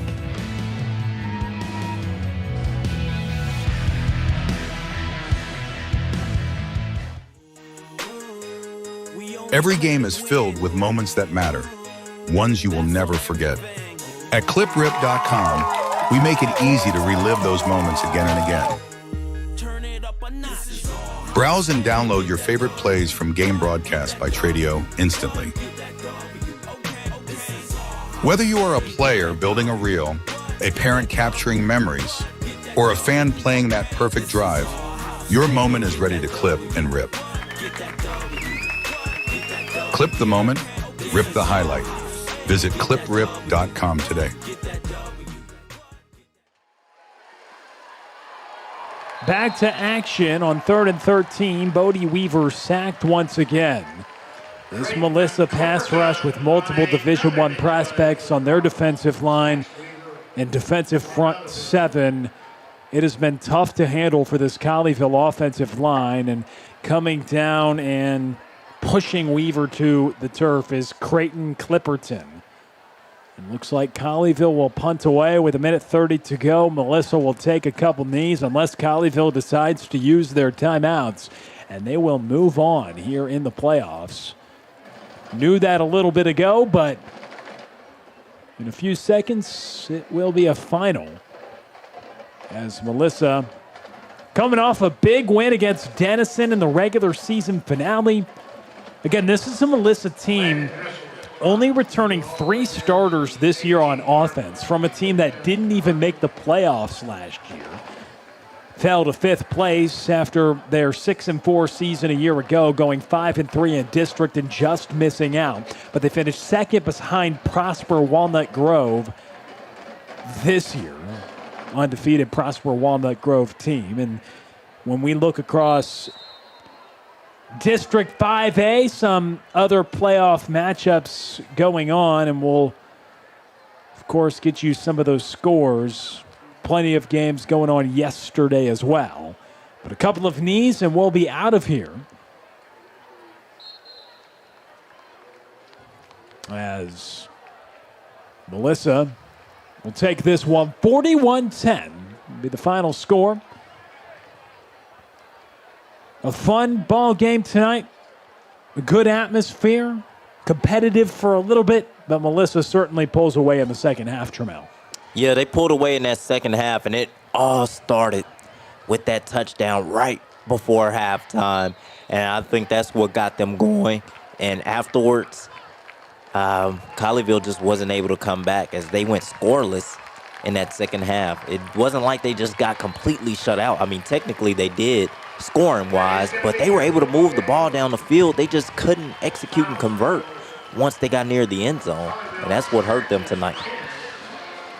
So Colleyville falls. Their season comes to a close. 41-10, they lose in the postseason. Just because we've teased it, we'll give you the scores around Colleyville's district. Argyle beats Lovejoy 56-0 tonight. So Argyle moves on. They've been so dominant. Arlington Seguin They lose a close one. Prosper Walnut Grove wins 35-21. Credit to Seguin, the 4 seed in 3-5A D2 Colleyville's district, going up against the 1 seed in Melissa's district. But Prosper Walnut Grove moves on, and then Mansfield Timberview. They are in a dogfight right now. Last we saw, it was 28-25 in favor of Anna. So those are some of the scores around the district, but Colleyville's season comes to a close tonight as Jerry Edwards and company finish year 3 under his reign, 7-4. They fall in the first round of the playoffs for a second consecutive year, going up against a Melissa team that it looks like they're destined for a deep playoff run. An offense that just could not be slowed down tonight. No, they couldn't at all. We knew coming into the game the Panthers defense was going to have their hands full, and that's exactly what happened tonight as Melissa's lethal offense showed out tonight as they had well over 400 rushing yards and over 200 passing yards. It was just an offensive clinic for the Cardinals tonight. 587 total yards for Melissa tonight, so they nearly total 600 yards. Trammell, they had 36 first downs on the last tally we saw. Both teams had one turnover, but for Melissa, they got about 8 yards per carry. They ran it 50 times on the Panthers, and Bodie Weaver finishes the final game of his high school career, 29 of 46 for 320 yards. He threw one interception. He ran for 27. And Colleyville limited on the ground tonight. They finish, counting the sacks in the total with the sacks, -4 rushing yards tonight on the ledger for Colleyville. So a tough go on the ground. And the Panthers being saluted by their fans across the way on the far side who have supported all these Colleyville Heritage football players all year long. And for a final time for this nucleus of a group in 2025, the Colleyville Heritage Panthers, they conclude the season falling to Melissa 41-10 in the opening round of the postseason. Big thanks to Tim Polster tonight. Been with him throughout this season. Does an excellent job as our technical director. Trey Bell, the executive producer, owner, and CEO of Tradio. So much thanks to him for the opportunity to cover the Panthers and all he does for streaming high school sports and more across his network of Tradio. Big thanks to Trammell Jeffers. It's been a great year in the booth with you. And a huge thanks to the Colleyville Football Booster Club and all the fans who have tuned in all year long. Thank you so much for spending your Friday nights with us and joining us on Panther Friday Night on Tradio. Trammell, as we close things out again, a big thanks to you. Been a pleasure and an honor to be broadcasting alongside you here this year. Any final thoughts as we go off the air for the final time in 2025? It was a great first season. I really enjoyed my time here at Colleyville.